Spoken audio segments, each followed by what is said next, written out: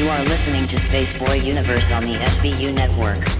Explore the universe with Spaceboy and Surlana.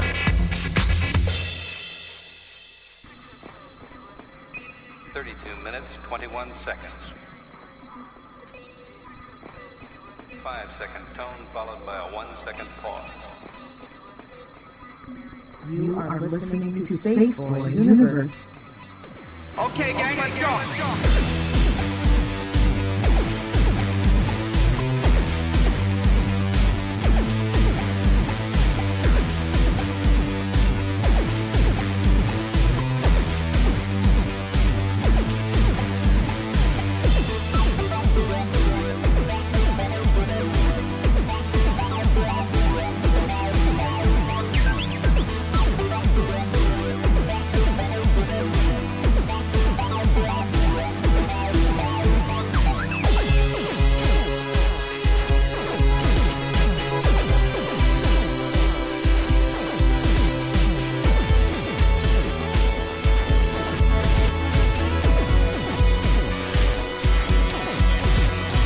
From the space city called Houston, Texas, welcome to Spaceboy Universe, featuring Spaceboy and the lovely Surlana. So strap in and prepare for launch sequence.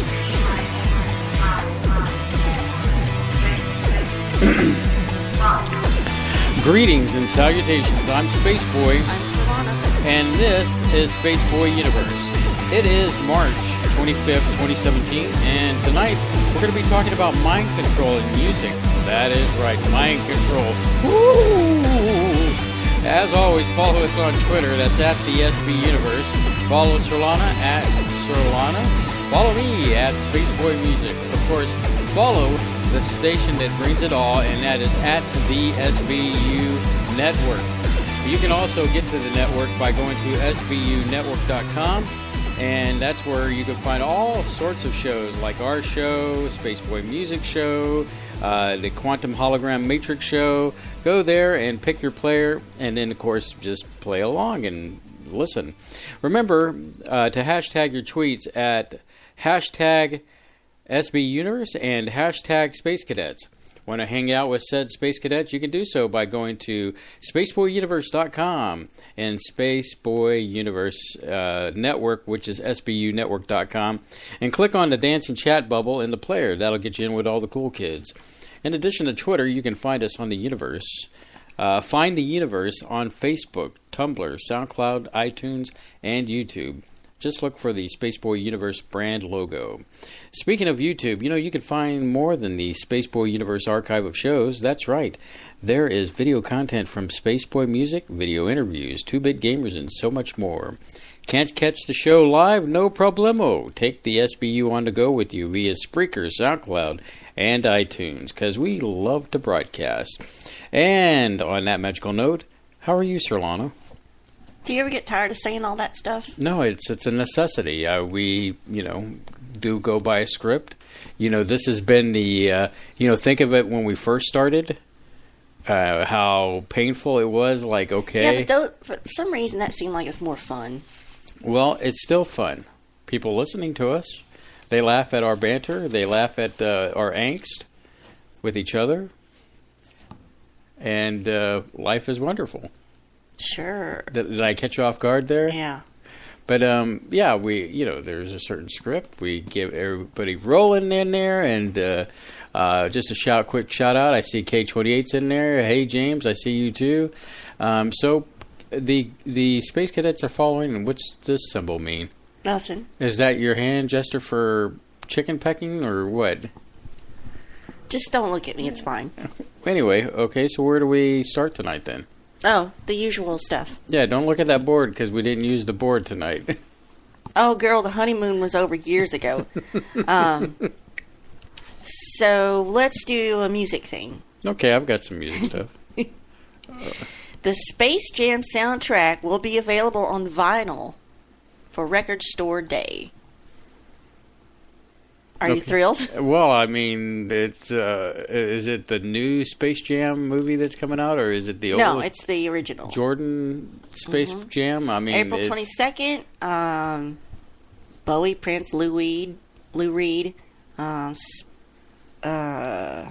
see. Yeah, it's getting a reissue. It's got the I Believe I Can Fly by, everybody's favorite criminal, R. Kelly.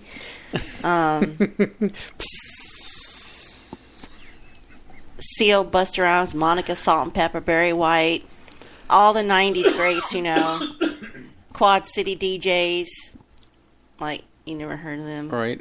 Well, on one end, I mean... Look at the comments here. I could see that, vinyl has not really gone away, and it's kind of hip to do vinyl now, and there's, I guess, a resurgence to do vinyl.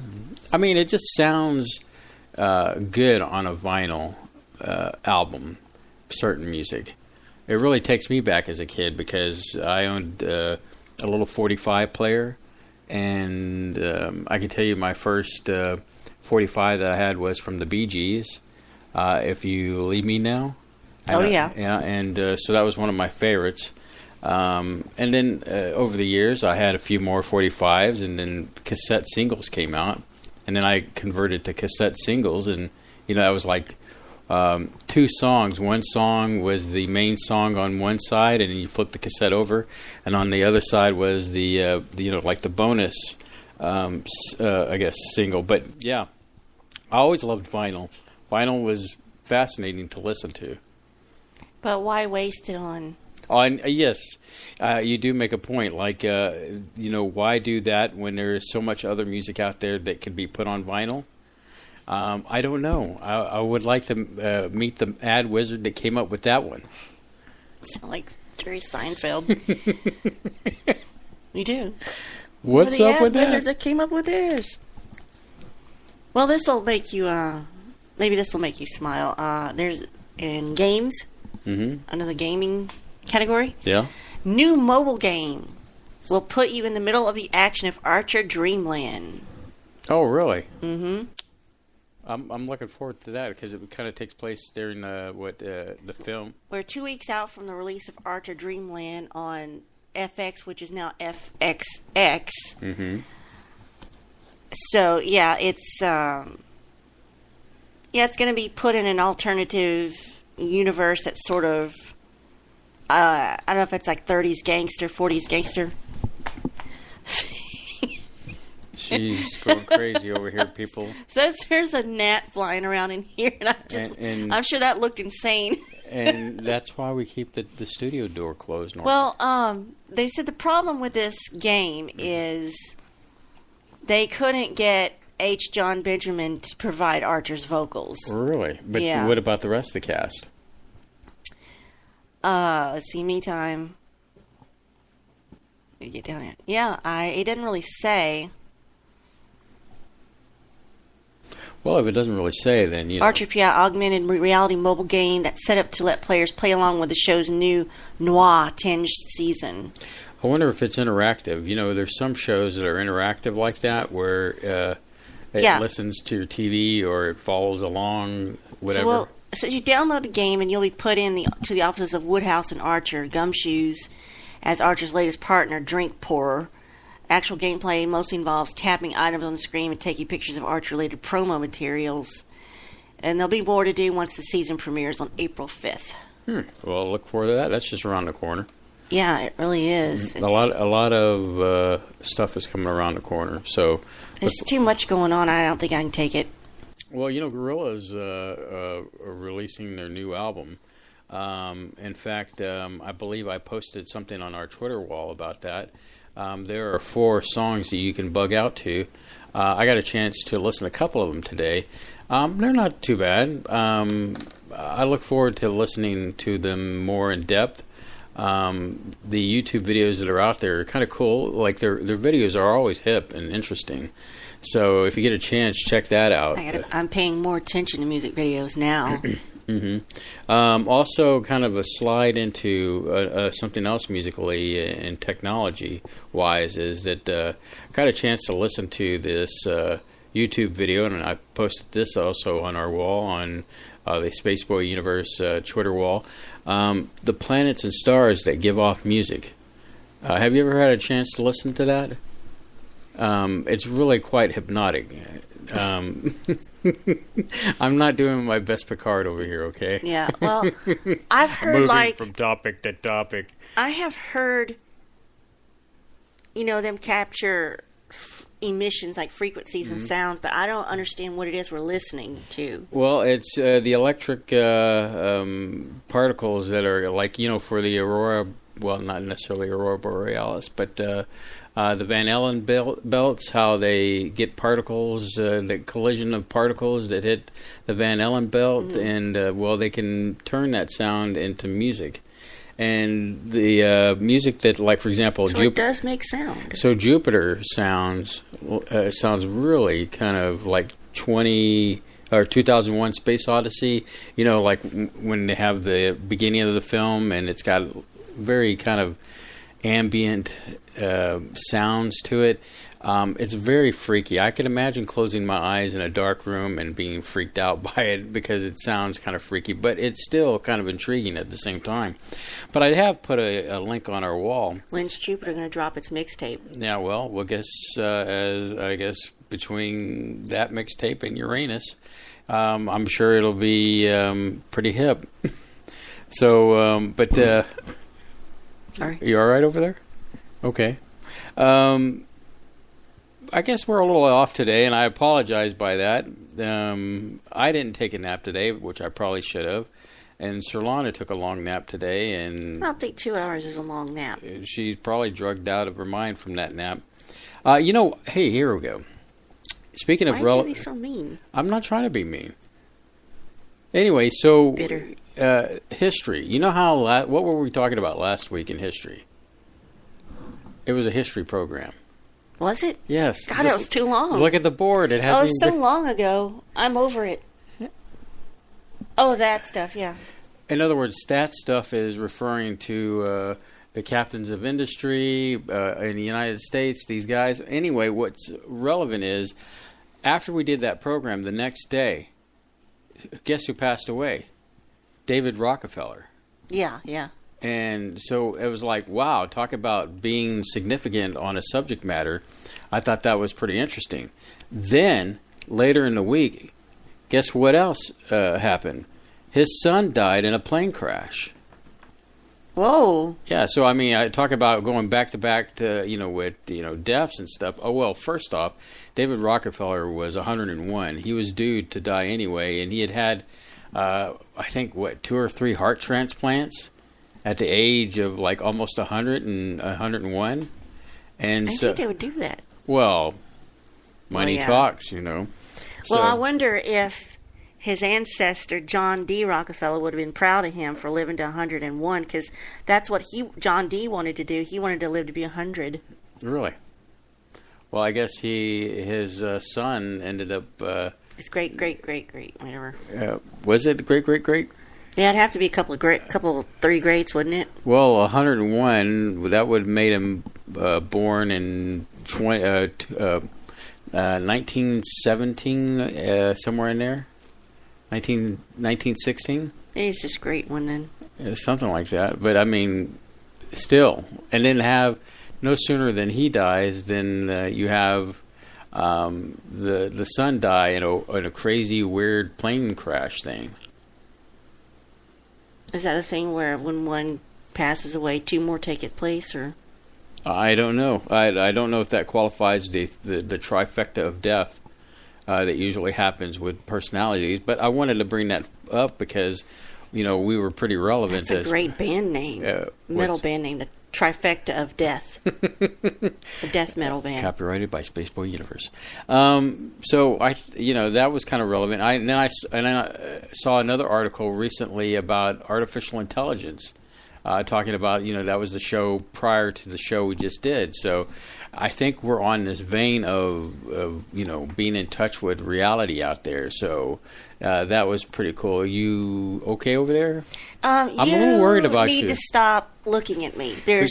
There's no need for you to actually look at me while we do this. I like to look at you and talk to you like you're a human being over there. And she's typing. So anyway, I feel like moving on to another thing. Okay. Let me know when. Let me know what. when you're finished. Well, go ahead, talk. Bring something up. You got something on there? Yeah, I was just going to tell you on this day in history. Yeah. 1958, on this day in history, Sugar Ray defeats Basilio for middleweight title.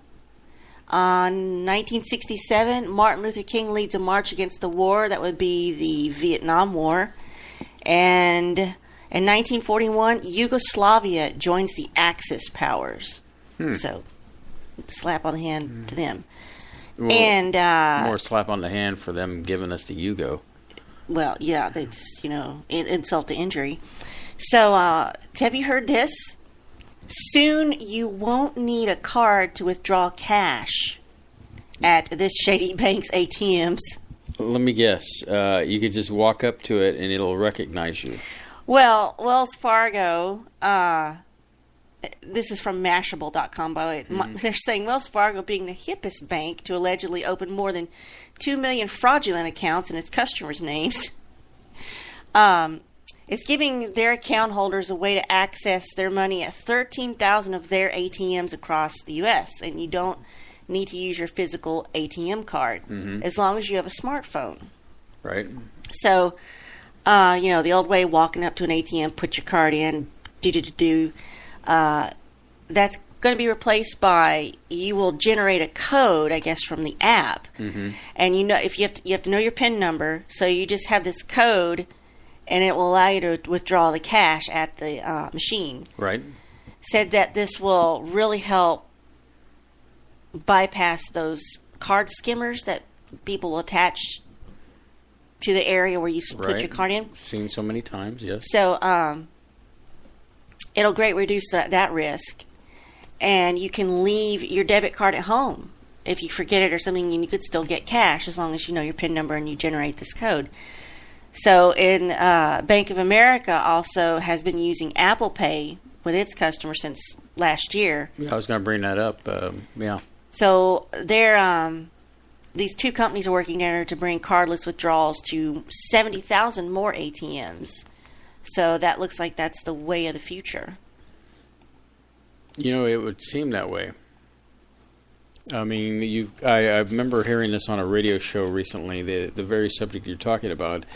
I still think it's like, well, I could see how the safety part with the skimmer, and you know that I'm very when I see something where I have to use a credit card or whatever to put it in the machine, I look at it and if it looks off, I know that some gas stations even put like a little security tape on their gas station pumps, so that if it says if this is broken or whatever, you always could just go up to it and just jiggle the little area. I jiggle the area, make sure it doesn't laugh, and if it does laugh, I worry that it's going to take extra money for a tip. So, yeah, you got to worry when you jiggle it. So, you're shaking your head over there again.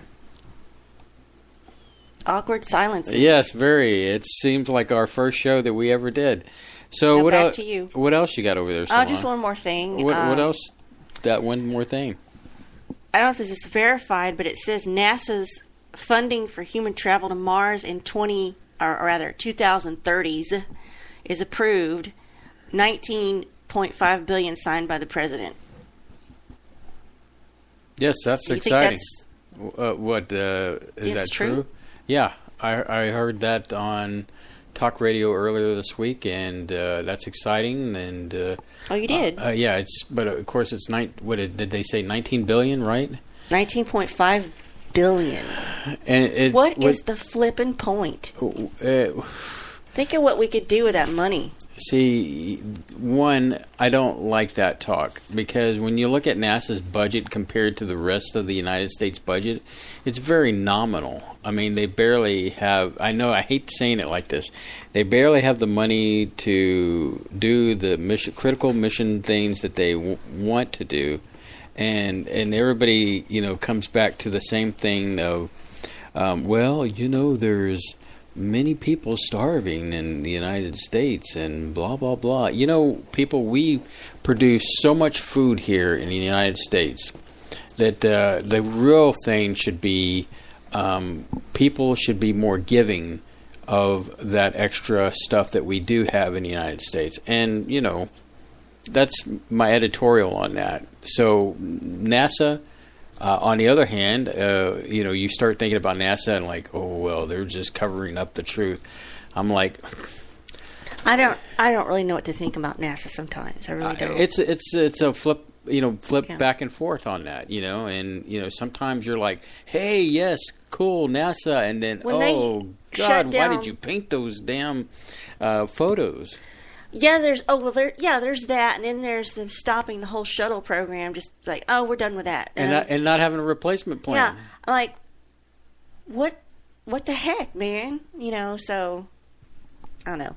I know, I mean, once again, I'd like to beat up the ad wizard that came up with that. What's up with that? Yeah. So, I mean, it's really sad that, you know, we have this love-hate relationship with NASA. Yeah, we really do. We really do. You know, and meanwhile, they're flying this plane that needs to go to, well, I'm sorry, I'm combining two things. They have this experimental plane that they've been flying up there in space, and you know, nobody knows what that's all about. And I hadn't heard of that. Yeah, it's like a little mini shuttle-looking thing, but it's been long, I guess, expedition in space, and it's unmanned and controlled here on Earth, and it's a military project. I'll have to try to look into that then. Yeah, it's been. Yeah, I'm surprised you haven't seen that thing. Well, I've been occupied. Well, you know, Surlana, I understand that you're hurting. So we're going to take our break now. It's a few minutes early. So enjoy this wonderful bump.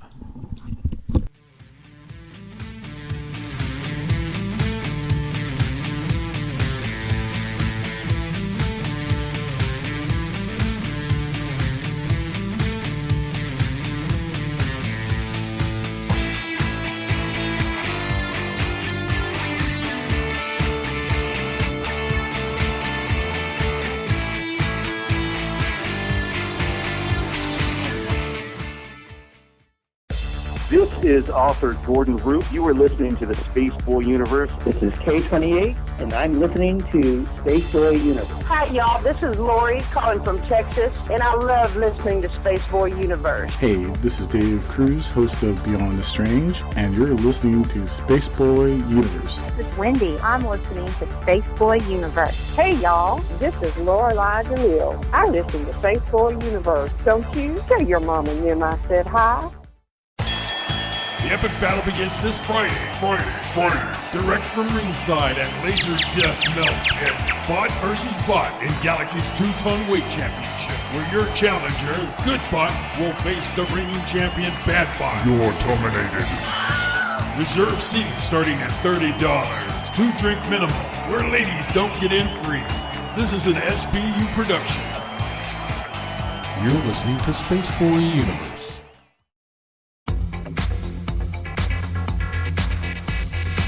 You are listening to Spaceboy Universe on the SBU network. Explore the universe with Spaceboy and Surlana.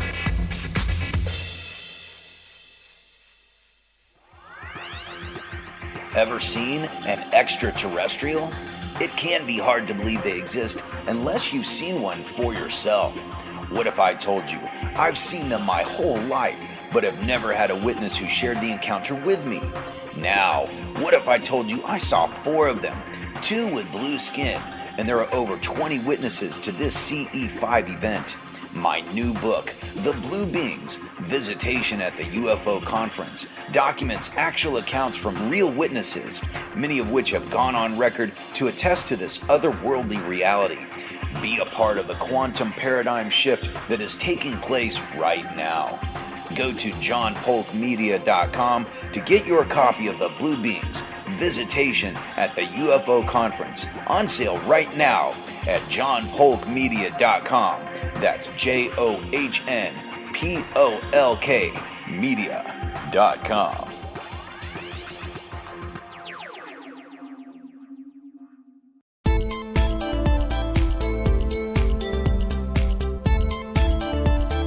Hello Space Cadets. It is announcer Savannah. I want to tell you that as a dedicated member of the SBU team, you always want to look your best. Do it in a Spaceboy Universe t-shirt.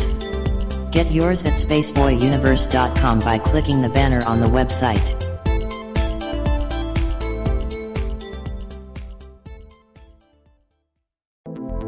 Greetings, Space Cadets! Let's see what's in the sky tonight in the Spaceboy Universe. Tonight, in the eastern sky, we have Spaceboy Universe rising above the horizon in glorious splendor. And in the west, we can see Surlana's Majoris, which is visible at 9 p.m. Central Standard Time, just below the K28 belt. So keep your eyes on the sky and listen to Spaceboy Universe.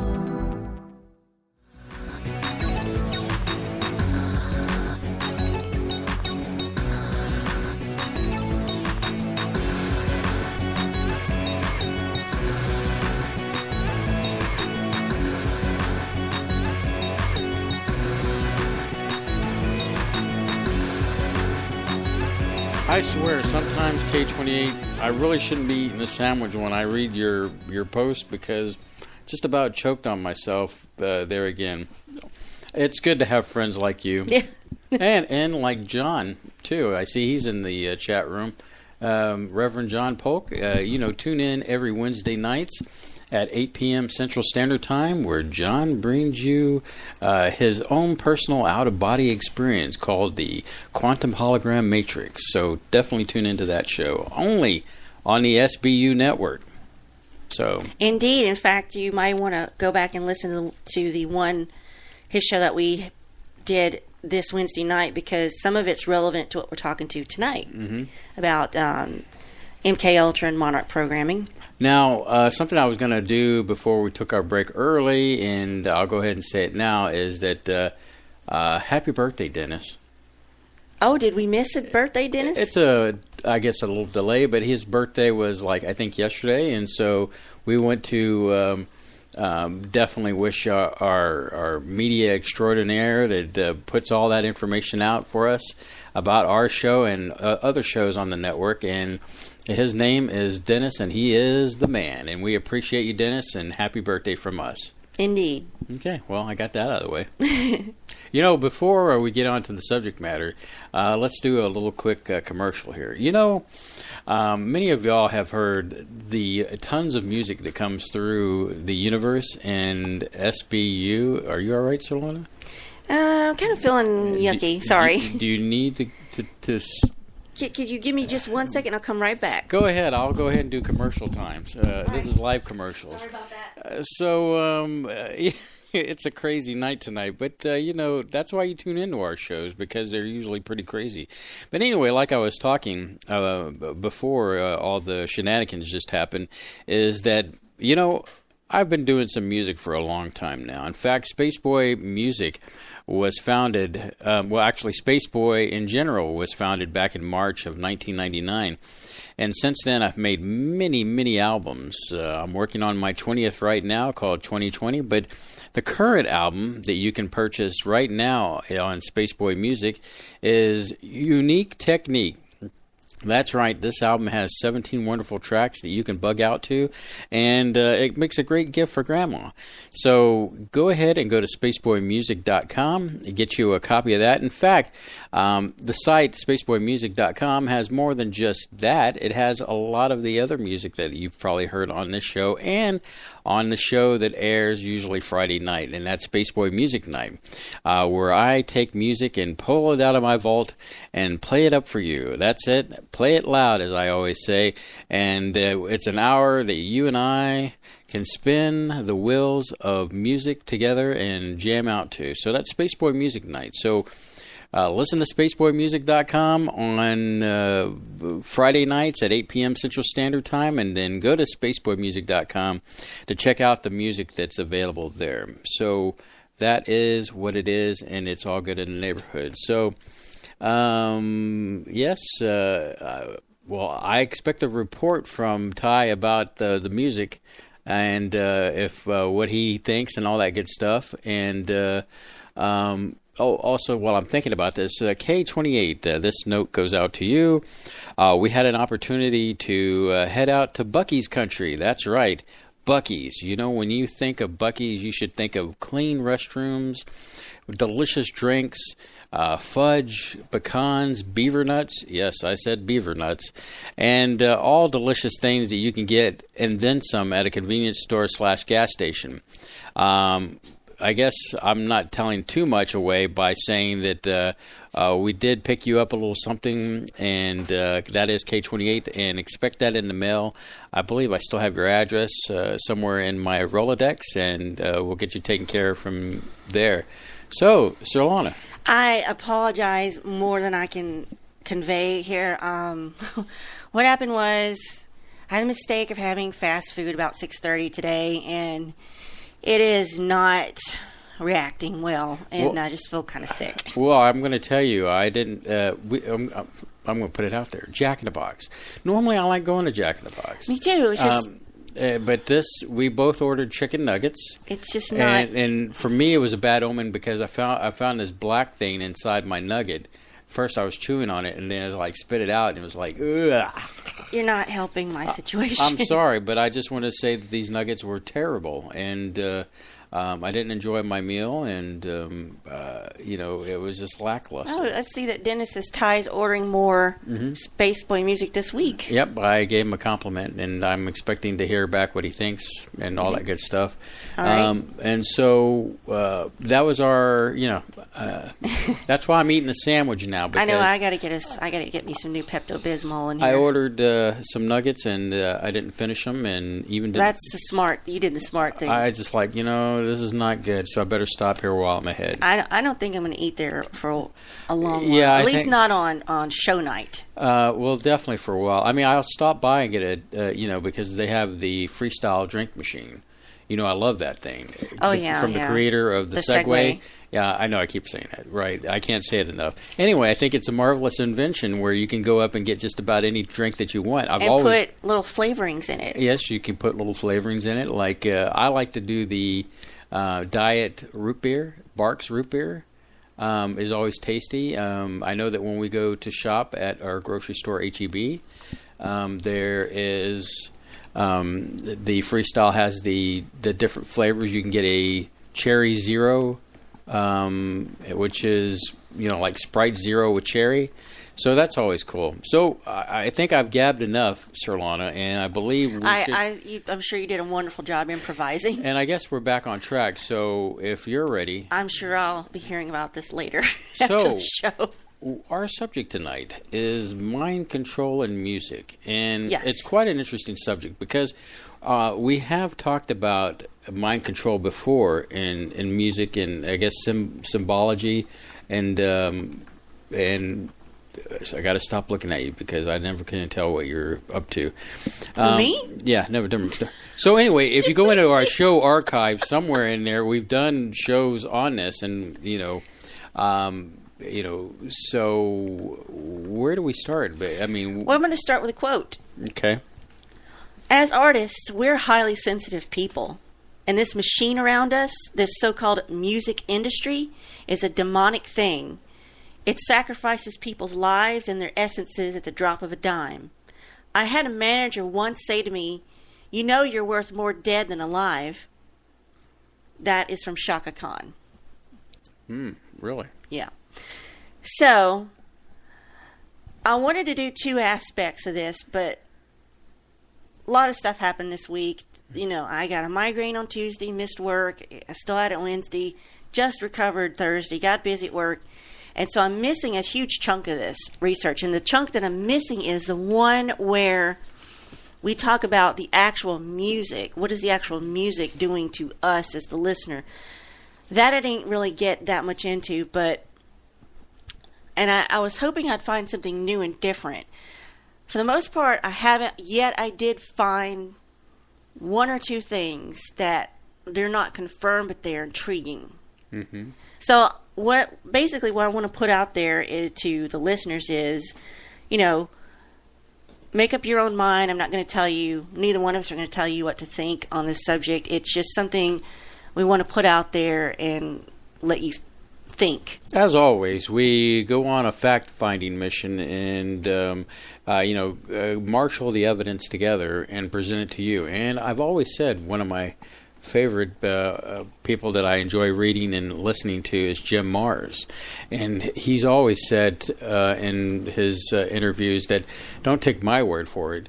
Go out there and search the truth for yourself. So we'll present what, as always, we present to you, the audience, and we let you make the final call because there's various... This is difficult to verify some of this. Yeah. Otherwise, so we'll talk about specific examples, and that way you can go watch this stuff on your own and see what you think about it. And then there's something I want to mention at the very end of this program that's not necessarily music related, but it has to do with the same symbology that we're talking about. Which I know that in past conversations that we've had on the subject, I mean, you are hardcore when it comes to the subject matter because the symbols out in, I mean, for example, like when we passed that Taco Bell, I remember the many conversations that we've had on Taco Bell. I know we'll get to the subject matter. Yeah, but what we're talking about is the Taco Bell logo with the bell and how it's changed over the years and what it looks like right now.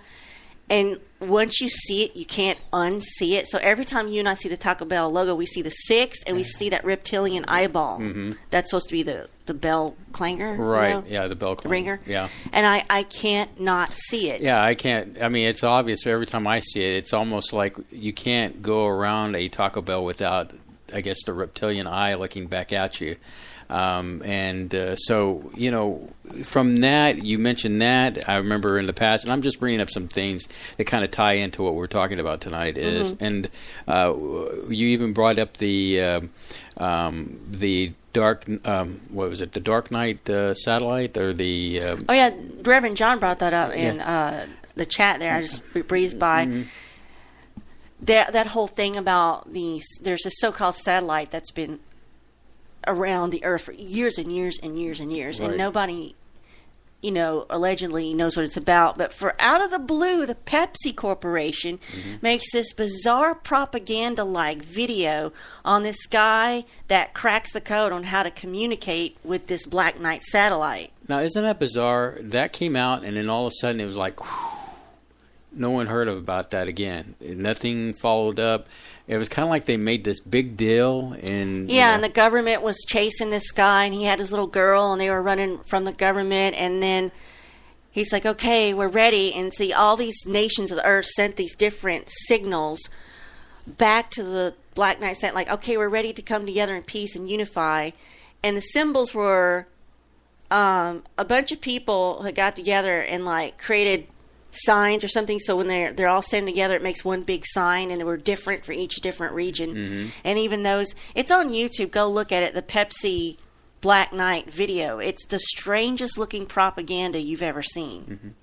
So you need to explain to Reverend John what the devil's tritone is. He says he's not heard of it. Okay. Well, we can talk about that a little bit later. Let's get into the meat and the potatoes. Okay. So, just getting started here.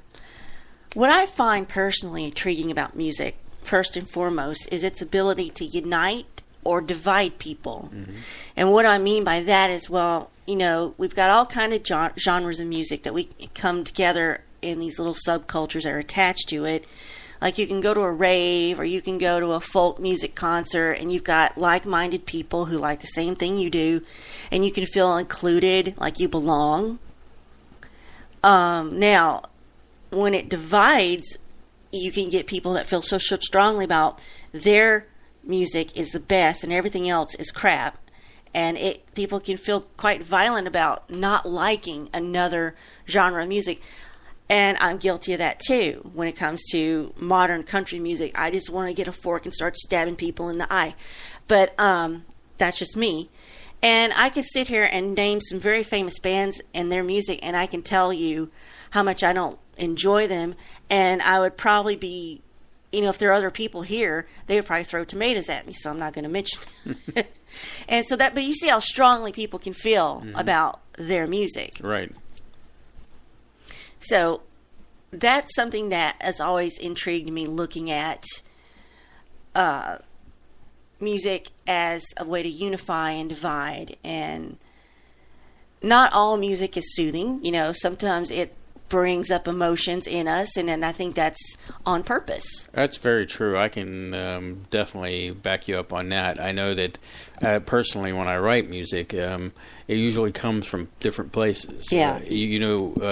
You've said many times there's some music that is great that you like to listen to mine, and then there's some music that like bless your heart, I just can't. And usually some of that harder edge stuff that I do is from just from angst, from anger. And I mean, God knows I love techno, but some of that, you've got a few songs that's just grating on the nerves, and I guess maybe that's your expression of yourself. But I've always told you, if it's important to you and you like it, that's all that matters. Don't worry about what I think. That's a fancy way of saying, bless your heart. And also, why you got to drag me into it, so... Well, he roped me into it. Anyway, according to psychologist Annette Shermer, reporting new findings today at the Society for Neuroscience in New Orleans, this meeting they had down there, they said rhythmic sound not only coordinates the behavior of people in a group, it also coordinates their thinking. Their mental processes of individuals in the group become synchronized. And I guess you put that into the wrong hands.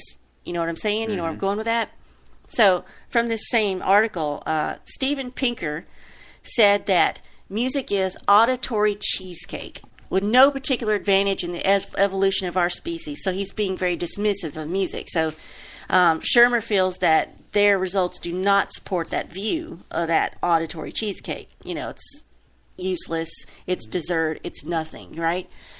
She says, rhythm facilitates our interpersonal interactions in terms of not only how we move, but how we talk and we think, she concludes. So I would put that to you.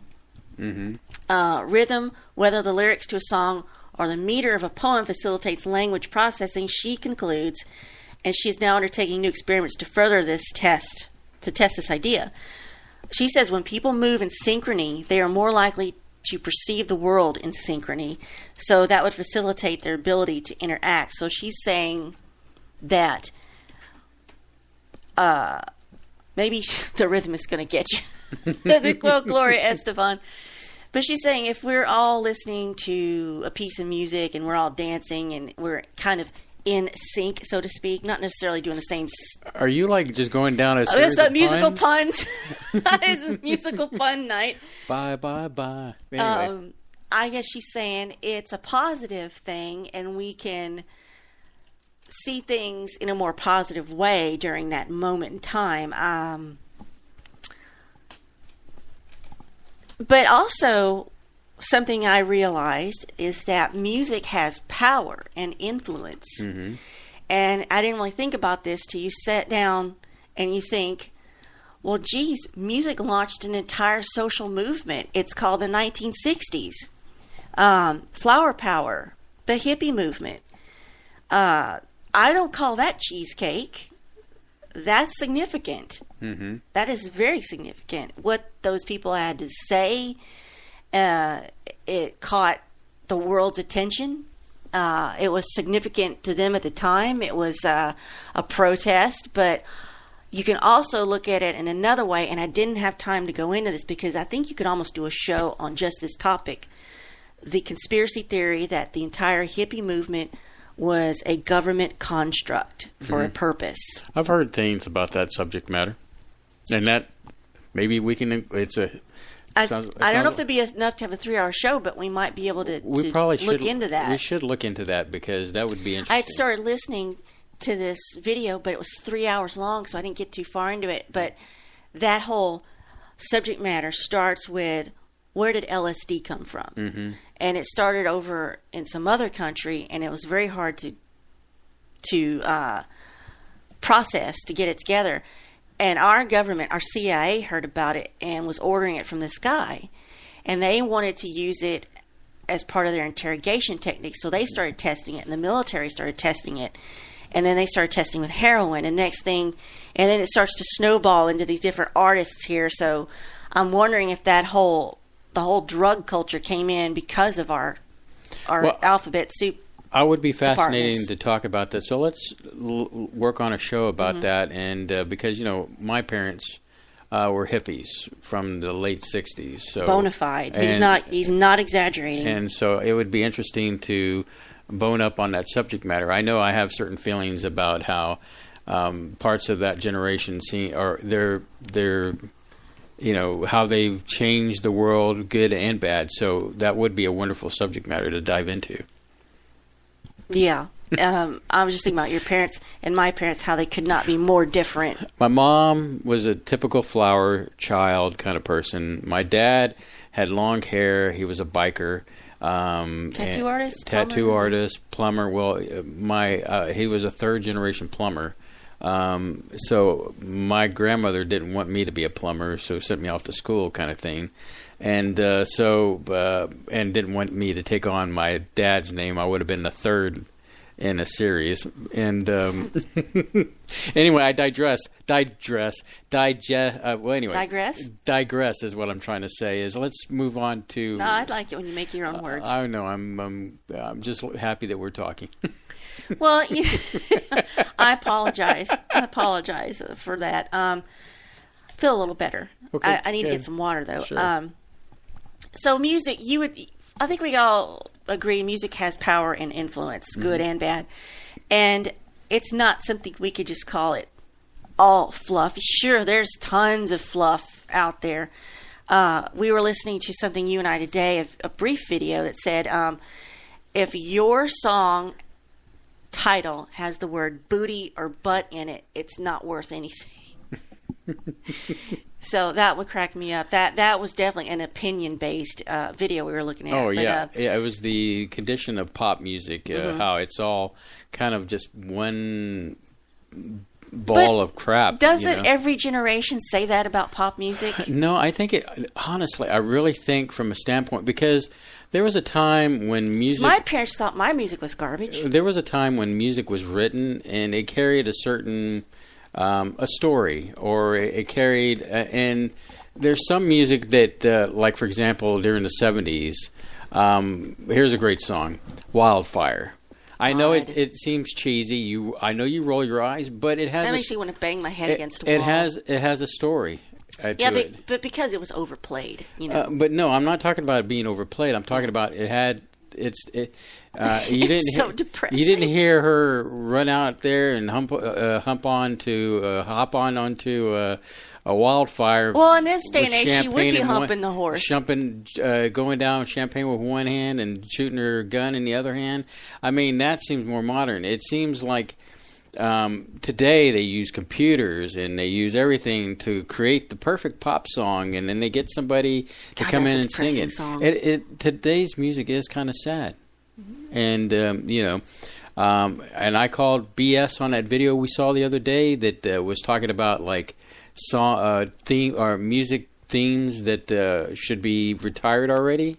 Well, you remember? What were you watching? It was like certain things. I guess the top something or whatever of musical themes. They brought up electronica. They brought. You're about genres that need retired. Yeah, and I was like, "What?" There's still some of that's pretty good. I think dubstep is. That's just waning, somebody's opinion or six people's opinion. That's not an authority.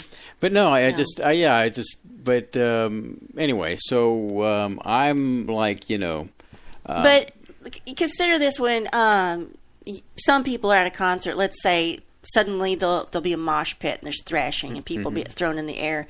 Think about that kind of influence of people getting whipped up in a frenzy, throwing things, women throwing undergarments on stage. I mean, it's like music is experienced like no other, especially if it's live in a concert. But and you get that sense of belonging because I like this sort of music and you like it too, but I don't know of anyone else that likes the kind of specific music genres that I like. No, you do have some neat. I'm sure a lot of people listening would tell me I have really terrible taste in music.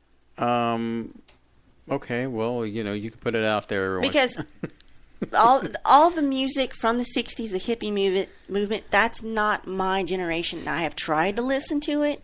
I have sat down and really gave it a chance. I like how we're pushing the editorial up front. And I can't do it. I'm sorry. It doesn't speak to me. It just bores me to tears. But if you like it and it gives value to your life, I'm happy for you. Just don't play it around me.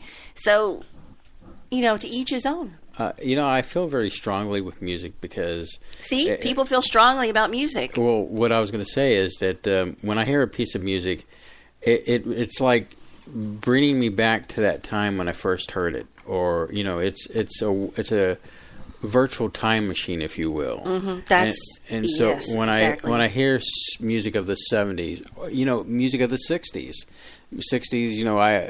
my parents played music from the 60s. And so it reminds me of different times and places. And so I like the Beatles. I'm not crazy about the Rolling Stones, but I like them too. Just a couple of bands just off the top of my head that I'm thinking of. Hey, right there. K28, I still like Enya. And so, musically... Remember Pure Mood CDs? And then growing up, my mom would play Casey Kasem's Top 40 during the 70s. And, remember, did you ever used to watch American Bandstand and Soul Train? I used to watch that, too. I know. Solid Gold? Did you ever watch Solid Gold? I caught that occasionally. So, I used to love that show. Cheesy stuff, but still... takes you back when you hear a song. Like, for example, I'm thinking of Don't You Want Me Baby by the Human League. When you hear the beginning of that bass line of that song, I immediately flash back to when I was a teenager and listening to that. For me, it's the opening of West End Girls. That's another good That one. puts me in a good place. So... But anyway, I know we're kind of getting off track, but it's good talk. But you've earmarked this for the opening. Yeah, it is the opening. So, Dennis, come on! How do you not like the Solid Gold dancers? But anyway, we're not here to talk about happy times and good memories and positivity. We want to talk about the dark stuff. We want to talk about Satan taking over your soul. Sorry. Jeez. I think it was those chicken nuggets. Oh, God. They are the devil. Chicken nuggets are the devil. They're having an uprising in my colon right now. But anyway, so you and I, and I'm sure most people listening have heard, if not most of their lives, at some point in your life, like, oh, this music is bad. Oh, if you listen to this backwards, it says blah, blah, blah, blah. Well, I'm not necessarily going to be talking about that tonight. We will touch on that. But what I've found is much more disturbing than that. It's much more... I think sinister. You go in than that. What you're aiming at is the dark Illuminati type society stuff. I went into this wanting to find something new and different, but basically that's where it goes. Now, you can call it something else. You don't have to call it the Illuminati, but it's some powers that be that are setting up. And I will tell you what I learned and again, it's a theory. It's not. It's not credited or validated, but it's an intriguing concept, and it has to do with rap music, which I didn't know. So I don't know if we want to get into that. Well, we've got quite yet. We've got a few more minutes. Let's. Well, we're going to talk about, probably when we get back from the break, is now, since the advent of TV and, of course, the internet, we have video. And there's like a whole new way to get messages across to people, mostly young people, that is subtle, cryptic, and encoded. And it's. Once you look at it, it's blatant. I hate to say it. It's like the younger kids do not know any better because they haven't learned or experienced life and understand where a lot of this symbolism is coming from and what these artists are doing and what they're saying, and where it kind of goes back to altogether. And of course, what we're talking about is ultimately MK Ultra experiments and monarch programming, which I'll explain, for those who don't know what I'm talking about, I'll explain what that is. And a lot of this stuff in videos, in music videos, and of course, in movies and TV, have to do with imagery that propagates glamorization of certain behaviors and thinking, excess wealth, getting lots of jewelry, denigrating other people, especially women, and lusting after women with large posteriors, and to put it mildly. Well, it should prove to be an interesting night, Surlana. As always, I know your research is always fairly extensive, and on this subject matter, this is definitely the show to listen to. So why don't we go ahead and play our little music, as we do, from Spaceboy Music, and that way you can get a little water action going, and so when we come back, we'll dive into the subject matter of mind control in music.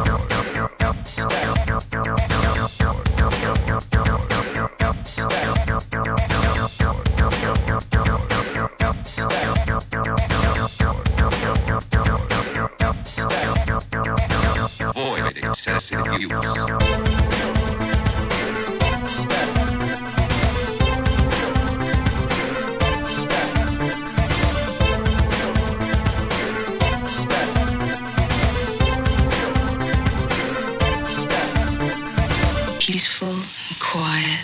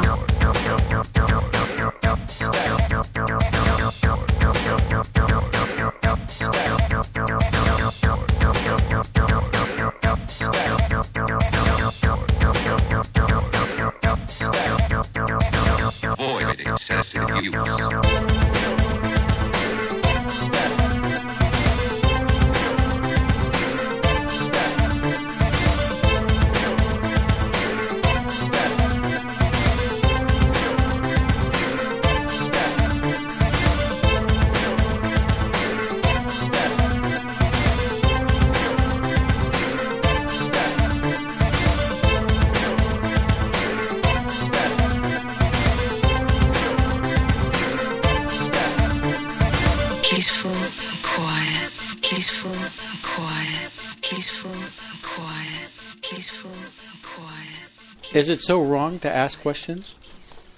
Well, you sound paranoid. We're back. Hey, everybody. I'm Spaceboy, and across from me is the lovely Surlana that doesn't like me to look at her. So... I don't. You're doing it now. I'm Stop sorry. it. I moved a lot of the equipment out of the way so that, when we're having a conversation, you can see how sincere I am about the conversation. Yeah, like that matters to me. So, okay. All right. Want to get started? Yes, I do. I don't know if people tune in for the bickering, but It's a part of the show, dear. Well, we were going down this road, MK Ultra. MK Ultra isn't a conspiracy. It is a part of our history. It really happened. From the 1950s to the 1960s, our CIA conducted covert and illegal and unethical experiments on unwitting citizens. Of course, the evidence, the files, have been mostly destroyed, but I think some photos have survived. I saw one, but it could be from anything. Who knows? But basically, this MK Ultra has to do with experiments that largely are based on trauma or torture. And they do it with methods with LSD, other chemicals, using hypnosis, isolation, sensory deprivation, verbal and sexual abuse, and torture. Now, the CIA claims they stopped all this in the 70s, but there's a whistleblower that came out and says they never stopped it. It's ongoing, but what they did do is a big disinformation campaign to make it all hush up, to, just quiet people down from talking about it. So, why would anyone want to bother to control the minds of us or the musicians? Let's start there. Let's start with the musicians, the artists themselves. Why bother trying to put them under their spell or their power, their influence? Well, in order to do this, they have to take a person and break. They have to create a split personality. It's almost like having multiple personality disorder. You've got to create other personalities inside a person's mind so that these new personalities carry out your orders, because the real you would never do these things. You know it's wrong, and you have morals, and you probably would question every step they have you do. So they create these other personas that can do it, and they compartmentalize your brain with these other alter egos that don't go back and talk to your conscious self. So you never know what you're doing as these other people. You don't have any memory. It's very strange, I know, but it's prevalent. It's very deliberate. It's compartmentalization and fragmentation of a person, so one of these egos can take over and hide something from your real self. Mm-hmm. Now listen to this. I have someone else that takes over when it's time for me to work and when I'm on stage. This alter ego that I've created that kind of protects me and who I really am. When I'm on stage, I'm aggressive and strong and not afraid of my sexuality. The tone of my voice gets different and I'm fearless. I'm just a different person. That's the Queen Bee herself, Beyonce. And she calls her Sasha Fierce. Right. So she's saying literally someone else takes over. Now, how she knows about it, because if supposedly, what I'm understanding from this Monarch programming, you're not supposed to know about your alter egos, but yet she and Nicki Minaj know. Mm-hmm. That's one I don't understand. So, splitting up your mind into personalities, it's pretty much like having a personality disorder. It allows them to literally be someone else in order to perform, to carry out the programming. So, when Beyonce says her alter ego, Sasha Fierce, that's who she is when she's on stage, it's like she's having an out-of-body experience. What? Oh, I was just thinking of Reverend John Polk when you said that. Oh. So she says this woman, when she's on stage, she goes home and she's herself. She's Beyonce. And she doesn't have to think about what Sasha did on stage because that's not her. So why does she need to forget who she really is when she's on stage? So what is she doing up there that she can't handle on her own? So for a more off-the-wall, zany type stuff like that, you only got to go look at Nicki Minaj, as I said. Mm-hmm. She describes her alter ego as Roman Zolansky with a Z. And you know what a stellar individual Roman Polanski was. Mm-hmm. And she describes Roman as a crazy boy who lives inside of me and says things that I don't want to say. He was born just a few months ago, and I think he was born out of rage. He was conceived in rage, so he bashes everyone, he threatens to beat people, and he's violent. That is disturbing. So she was being interviewed, Nikki, and the interviewer, of course, treats all this like, oh, this is perfectly normal, even funny to have this person talk about her destructive alter ego. And the interviewer says, oh, that must be nice to have someone like that, to have like an ignorant loudmouth so you can just sort of blame everything on. And Nikki says, he wants to be blamed. I don't want to blame him. I ask him to leave, but he can't. He's here for a reason. People have brought him out. People conjured him up, and now he won't leave. And then she concludes the interview by snarling demonically and proclaiming that anybody who ever doubted Roman is going down in a coffin. And of course, everybody sees this as harmless theater. Mm-hmm. She's doing an act, but if that's just a publicity stunt, you know, bless her heart, it must be working for her, but that's disturbing. And then you have pretty much everything Lady Gaga's ever done. There's too much to even talk about there. So let's get into what is Monarch programming and why do these artists have to be programmed. It's a type of mind control that came out of the MK Ultra, and they do this to artists, musicians, and it uses elements of satanic ritual abuse and creates the multiple personality disorder. It's psychology and it's neuroscience, occult rituals. I don't know why I'm having problems. Used to create an alternate persona within a person. So they take these techniques and they start breaking you down literally into different people or another person. Breaking your mind, yes. So this alternate persona is the one they can control. This alternate persona can be triggered and programmed by your handlers, whoever they may be.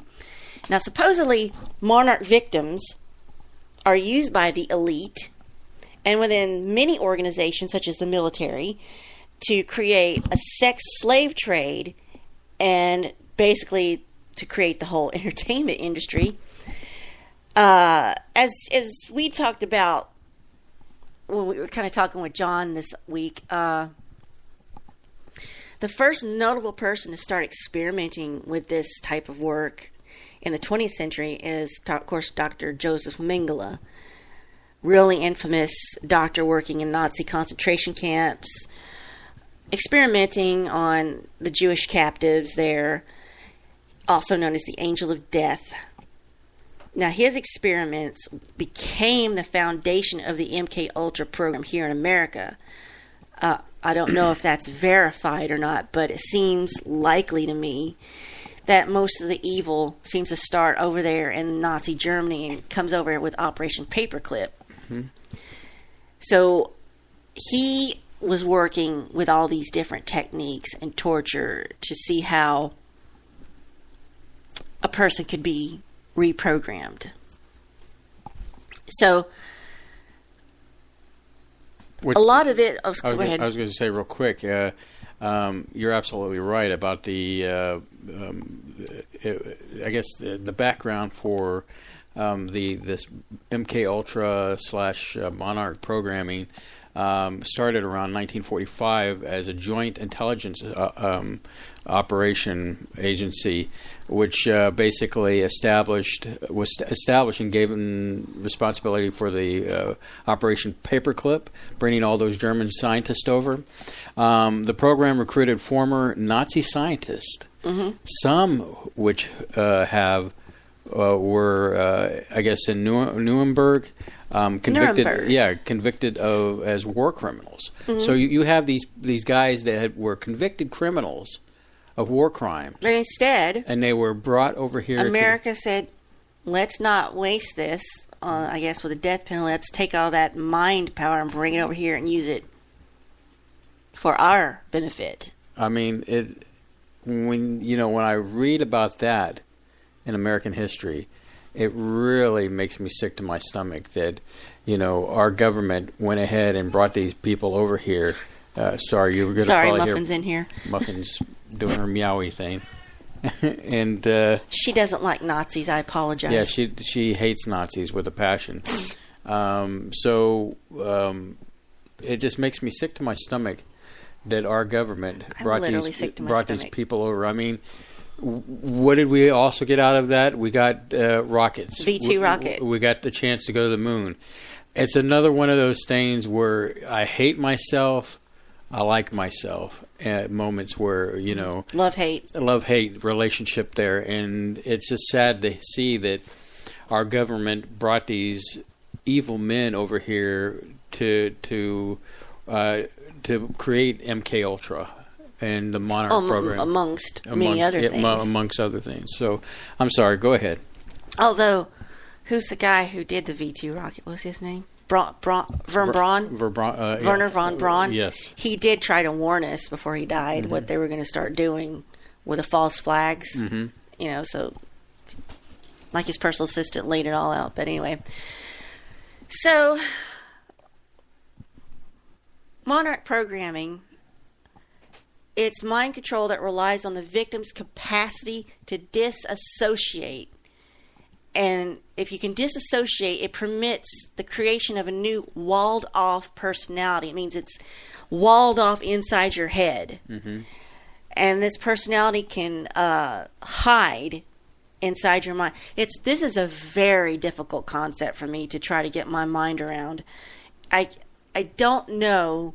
Now, I know the brain is an interesting, complex thing, and we still don't know everything there is to know about our brain and how it works, but I mean, we understand the physical parts of our brain. We know this part of the brain controls that, and and what controls our circulatory system and heart, and but we don't know the things that we can't see. We don't understand this part of the mind, and I don't understand how you can have not be go out of your own self and be someone else in your body. You mean, well, not necessarily be out of yourself, but just change into a different personality? You, James, gets pushed back. Well, I get to call you James because I married you. It's my privilege. But the audience gets to call me Spaceboy. So if James goes back inside your head somewhere, and like you open a door and you go close that door, and then somebody comes to the front and takes over you. That I don't understand. You're a tardy friend. Anyway, but that's what this is. This is what this is. They use children a lot to do this because they're prime candidates for programming. They're easier to break down than an adult. We see a person needs to have alter egos and another personality to compartmentalize the trauma and carry out orders. So you get this other personality inside you that does maybe these despicable things they have you do, and they get triggered, and when they don't need you anymore, I guess they put you away, and you come back out. And you don't have any memory of any of the bad stuff that you did as this other person. So, We listened to Misha Barton talk about this Wednesday night on John's show, on Reverend Polk's show, Quantum Hologram Matrix. She was a survivor of this MK Ultra stuff, and she talked about how she had some other personalities, and while she was one of these other personalities, she had a wedding that she didn't remember being at or being married because it was one of her other female personalities. And so it was really strange. So if you wanted to get more into this, you might want to go listen to that episode that came on this last Wednesday night. So once there's a split in the core personality, an internal world is made, and it can be created, and alter personas can be programmed using tools such as music, movies, especially Disney productions, and fairy tales. These visual and audio aids enhance the programming process using images and symbols and meanings and concepts. Now, why do they call it monarch programming? The monarch butterfly begins its life as like a little worm or something, you know. So you're an undeveloped potential at that stage. Then it goes into this cocoon phase where you're being programmed. You're getting all your instructions. And then when you're done, you emerge as this beautiful creature. You're now the monarch slave. So the monarch program is based upon the Illuminati and Nazi goals to create a master race in part through genetics. If knowledge can be passed genetically, then it is important that the parents be found that can pass the correct knowledge onto those victims selected for the monarch mind control. That's a quote. This other quote says, the basis for the success of the monarch mind control programming is that different personalities or personality parts called alters, alter egos, can be created who do not know each other, but can take over the body at different times. The amnesia walls that are built by trauma form a protective shield of secrecy that protects the abusers from being found out and prevents the front personalities who hold the body much of the time to know how their system of alters is being used. So that's a strange way to understand. So basically, you've walled off personalities in your mind. They don't know each other, supposedly. Although Nicki and Beyonce are aware of theirs. That I don't understand. So it makes you wonder if they're telling the truth. But so you've got these walled off parts in your mind, and they use abuse somehow to wall this off and protect different parts of your brain from each other.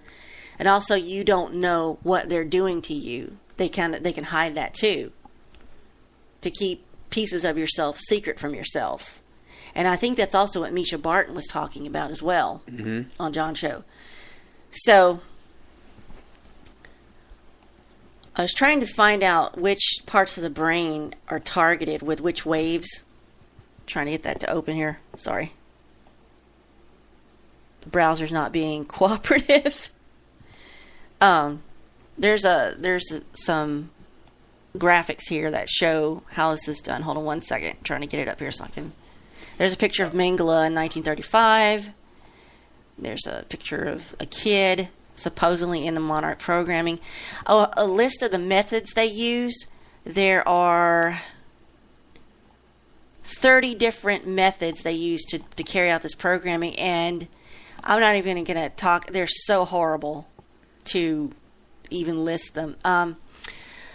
What they say is, when you create these alters, they call them alters for alter egos, they can be accessed using trigger words and symbols. And some of these symbols that trigger them are trees, Kabbalistic tree of life, infinity loops, ancient symbols and letters, spider webs, mirrors, glass shattering, masks, castles, mazes, demons, butterflies, hourglasses, clocks, and robots. And I'll get into more of what those mean in a second. But now if you sit back and look and see how these symbols are commonly inserted in popular culture in music and movies and music videos, the reason they do that is to desensitize us so we're used to seeing it. It's subliminal, and it's there to deliberately trigger the base programming for those who have been in the Monarch project.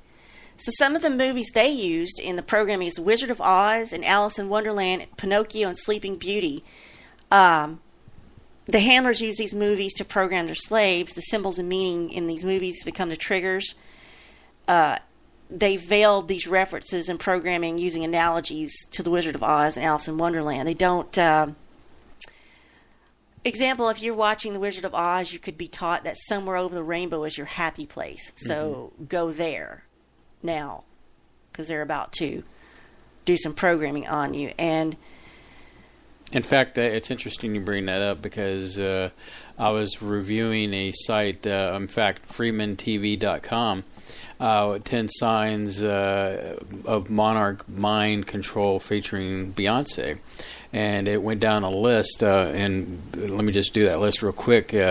Monarch butterflies, alternative personalities such as Sasha Fierce, Beyonce, just like you were saying earlier, possession, satanic imagery, beta kitten sexual programming, occult hand signs, which I'm sure you're going to discuss a little bit more in detail later. Mask and bondage, multiple and broken mirrors, hypnotic imagery, Wizard of Oz, just like you were just mentioning right there. I'm sure you would have mentioned Alice in Wonderland. I did, and of course Marilyn Monroe, Marilyn Monroe obsession. So kind of 10 things coming from FreemanTV.com that to kind of. Well, you mentioned. Beta waves, and that's what I was trying to point out, the levels of Monarch programming. They're named after the electroencephalography brainwaves, EEG, that is associated with them. Your alpha brainwaves are your base personality. The beta brainwaves, as you said, are the sexual programming, is what they target the beta. It eliminates all learned moral convictions and stimulates a primitive instinct devoid of inhibitions. Cat alters may come out at this level, is known as kitten programming. As female celebrities, you may see this, models, actresses, singers, have been subjected to this kind of programming. And I'll talk about this very end of the program, about clothing with feline prints, like leopard prints, tiger print. I'll talk about what that means later. Theta waves are considered psychic programming. Those coming from multiple generational satanic families are determined to have a greater propensity for having telepathic abilities. Various forms of electronic mind control systems are developed here, and directed energy lasers using microwaves and electromagnetics. And I think this is what Solaris Blue Raven talked about a lot. Was probably on this theta wave level. So those are some of the things they target in order to do this. So, but you may question, what is this for? Why do musicians have to be programmed? What's the agenda here? Right. So why bother going? This seems like a lot of trouble to me. So there must be an agenda for these programmers or handlers. They must have something. So what are they doing? They're trying to create a certain state of mind and lower the morals of the populace in a way that's not too overt and obvious. And I'll get into why that is. So when I started doing research on this, my intention was to read this book called... by Mark Devlin. He's a DJ from the UK, Mark Devlin. His book, Musical Truth, Exposing the Mind Control Manipulations of the Corporate Music Industry and How We Take Back Our Power. But it's a big, long book, and there was just too much headache stuff going on this week, so however, I couldn't get into a lot of it. If you're interested in hearing about this guy, he does have a YouTube video out there. So I went off his YouTube videos. And I would say, when you get a chance, audience, Space Cadets, check out his video on YouTube. And the book is on Amazon as a Kindle book, so you can check it. It's like $10 or something. So I'm not going to give up on it. I'm going to go back and read it with more time. But So I tried to read his book, but it was taking too long, so I relied on his videos, which is the contents from his book. Mm-hmm. So he's done countless interviews on this topic as well. So he was in the music industry as a DJ, and he said he went along for years and years in the industry, you know, just doing the usual stuff, and then one day his eyes got opened.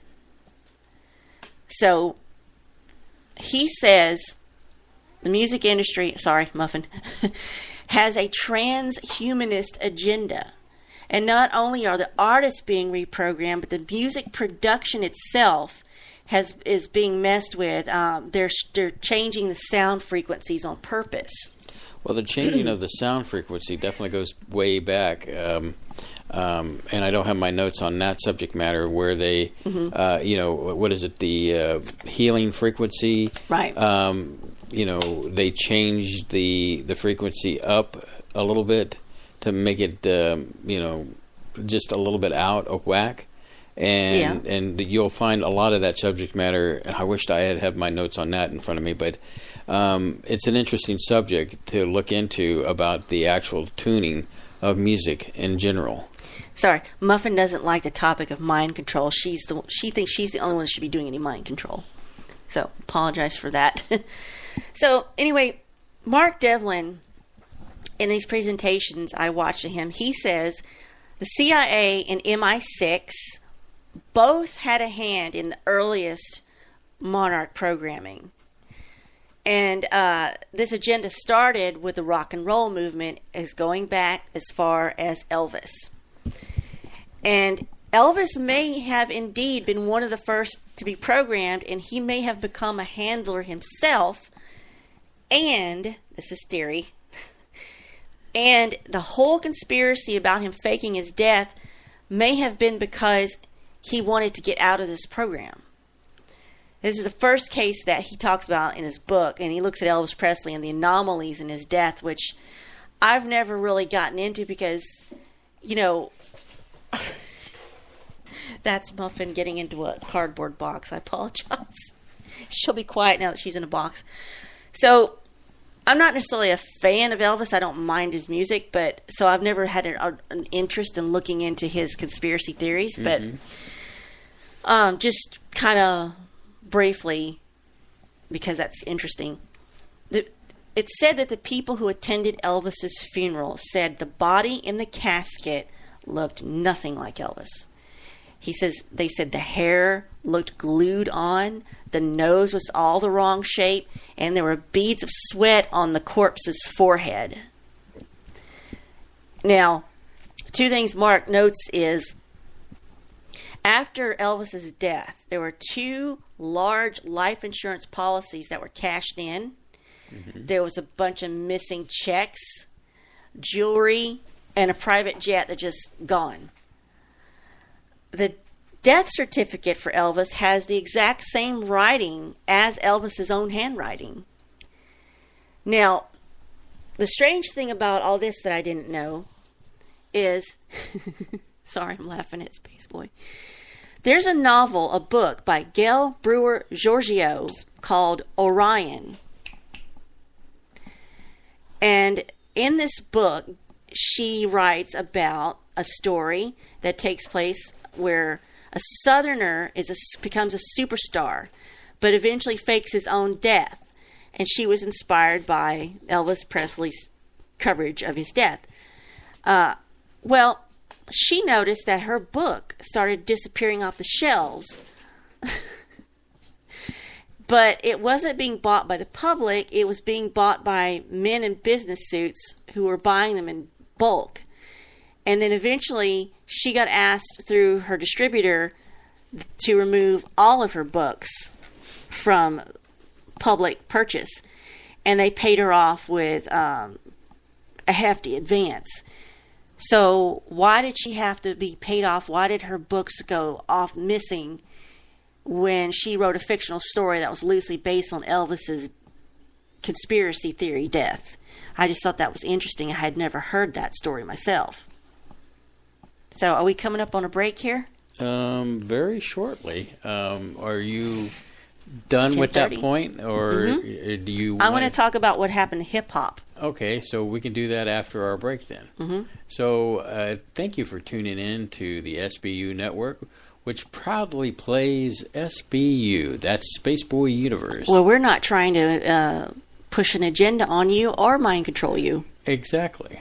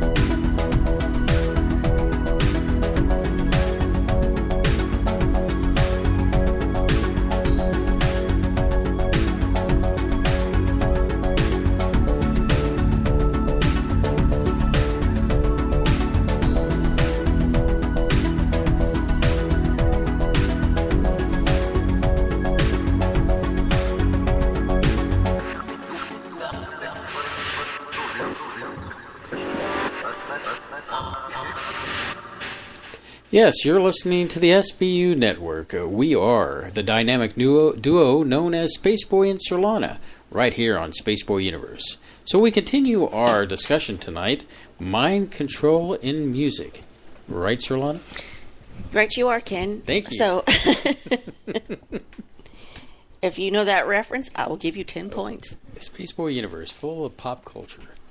All right, I want to talk about what happened to hip-hop/rap music. So, I didn't realize this because I haven't been tracking that genre of music closely, like, people who are enthusiasts and fans. Mm-hmm.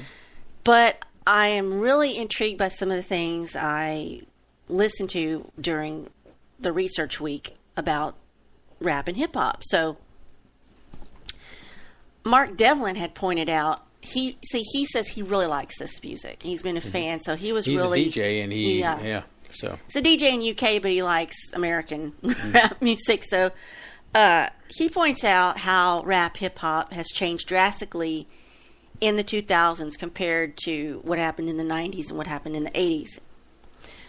So in late 80s and 90s, the content of rap hip hop was about struggles of society, struggles against cops and gangs and just the inner city, struggles they have amongst themselves. And these songs back then were highly creative. They were unique. And the artists,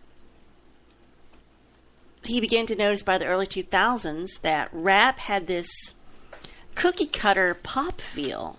Mm-hmm. It all seemed like it had a standard blueprint, and it wasn't fun or meaningful anymore. It became all about the gangsta movement, about rap, wealth, excess, women with large posteriors, no morals, denigrating each other, guns, champagne, culture, drugs, weed. How many times did you get shot? Got hit with a few shells, now walk with a limp. That's a lyric. Mm-hmm. Rap became a little bit more formulaic than any other pop songs, and it's now more so than ever. And I never realized that. So I watched this video, and I couldn't find out who this guy was. His name wasn't in the video description. I don't think he said what his name was. Mm-hmm. I think this might have just been somebody's personal vlog on YouTube, but it was done in a fairly professional way. So this is an African-American man, and he was talking about what happened to rap and hip-hop. Mm-hmm. And he says, nobody is born onto this earth wanting to hear lyrics that denigrate their race, their gender, or their orientation, or their culture. It's the music industry that fosters this. And this kind of blew my mind because, I'm wrapped in my own bubble and I didn't see this. The largest consumers of modern hip-hop rap music is white people. Because white people are interested in that culture. They want to hear about it. It's why a hip-hop album goes gold and platinum, because it's marketable to white people. It's what sells the most. They're fascinated by this ghetto-centric black experience. It's a historical fascination, supposedly, white people have with black culture. And you're talking about it from a rap hip hop standpoint, but this goes back way back, goes back to Elvis Presley. It goes back to the Beatles. The early days, they were playing that rhythm and blues music that was created by... Yeah, that's what he meant, yeah. So, but I mean, I just wanted to point that out. This has been a long time, but you definitely see it now more so ever in the rap hip-hop culture. Yeah, so, and I had never thought about that. So he says that, we have this fascination almost like it's from another world or something.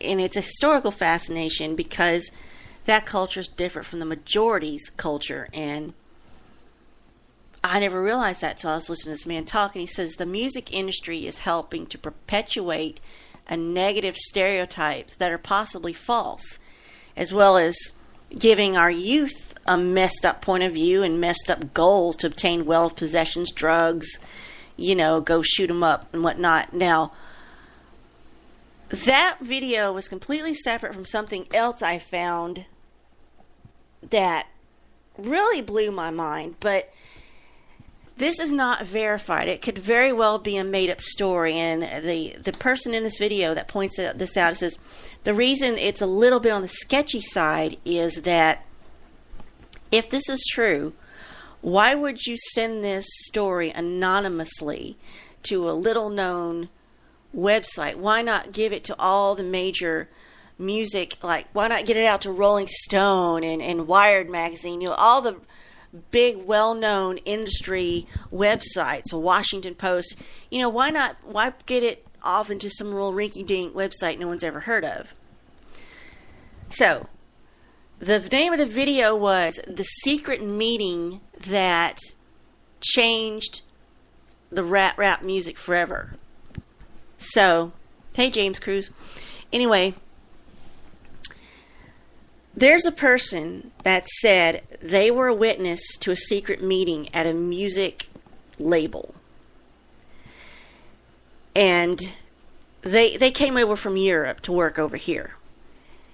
And this happened in 1991. He says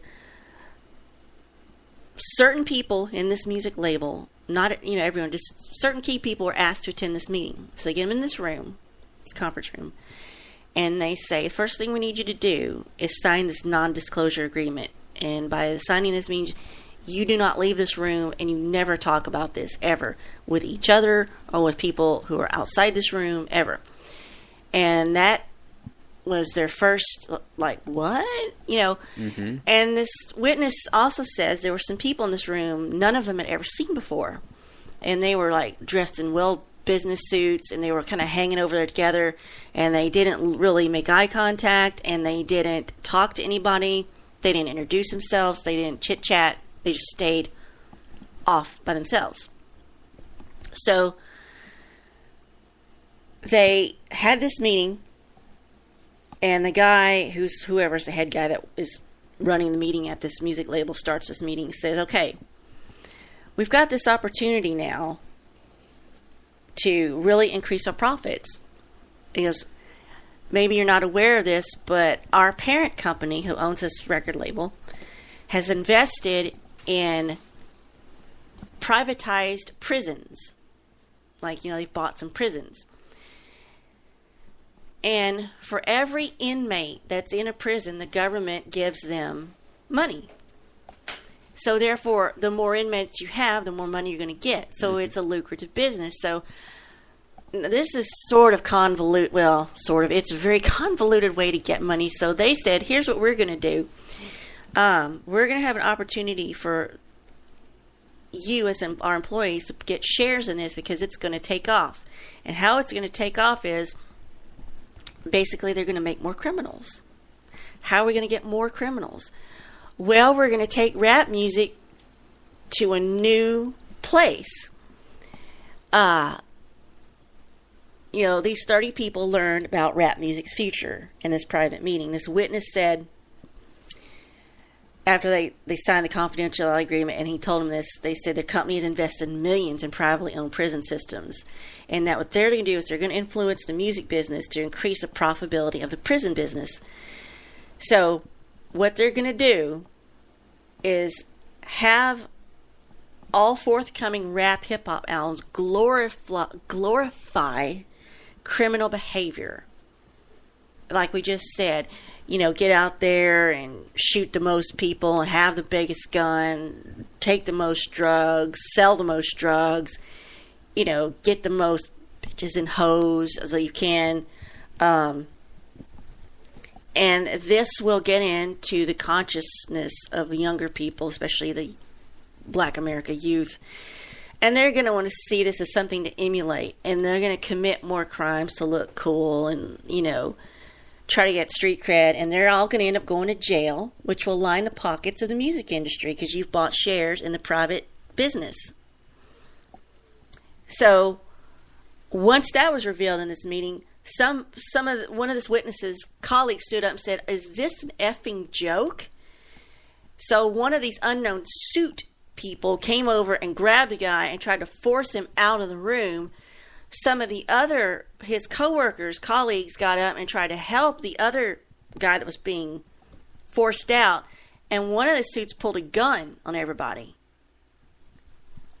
So this witness says they left for the day and went home, and these people followed them all out of the building to their cars to make sure they left and weren't talking.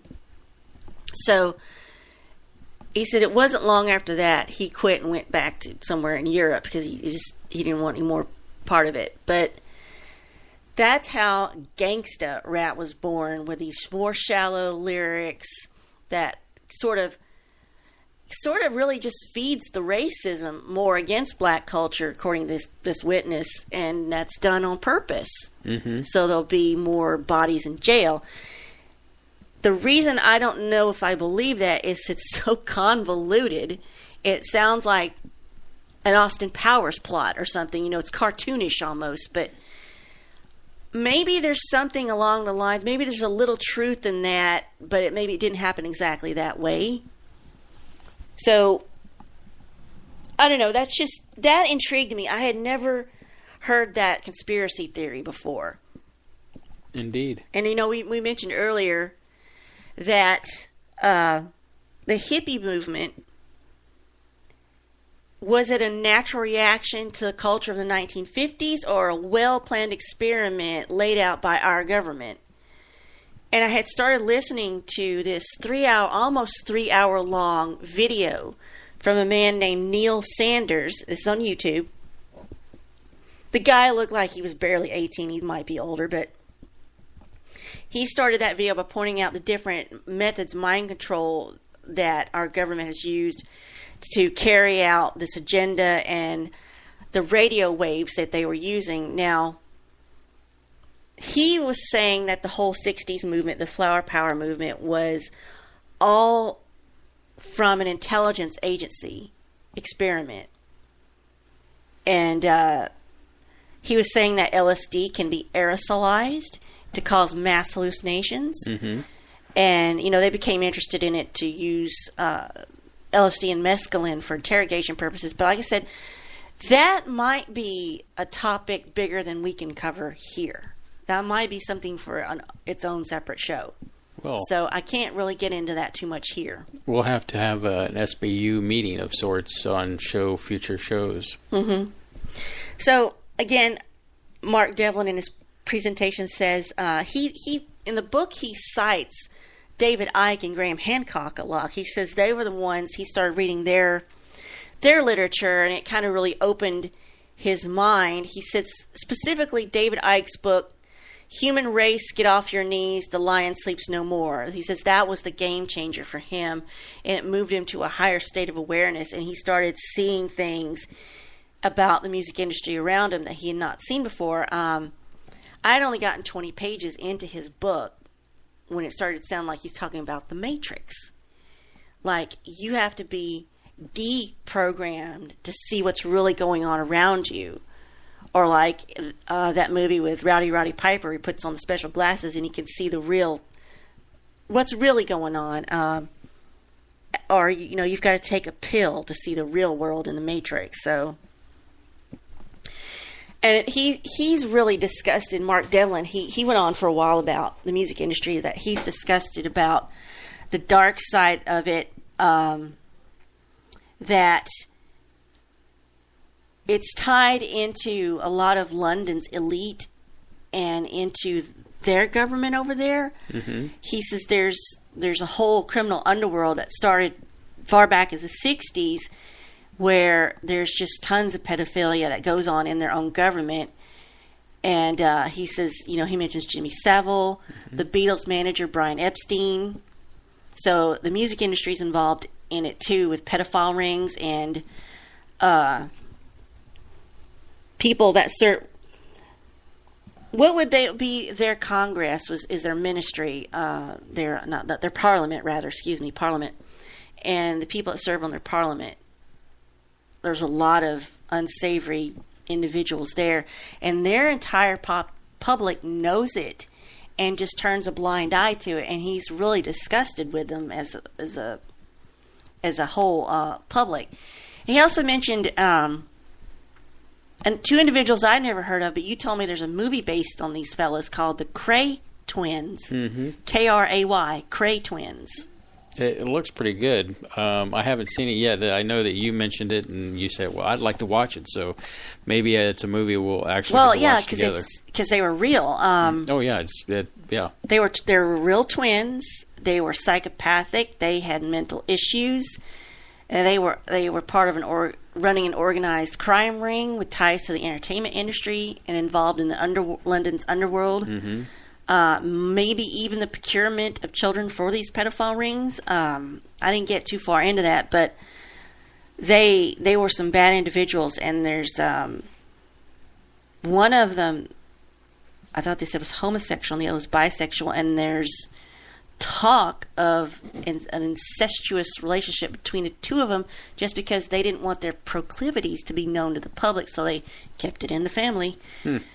But again, I don't know if that's verified, and I didn't really want to get down that road because I didn't want to get too off track looking into that. A little off track, but interesting subject matter. And when we watch the movie, we'll definitely report it in the future.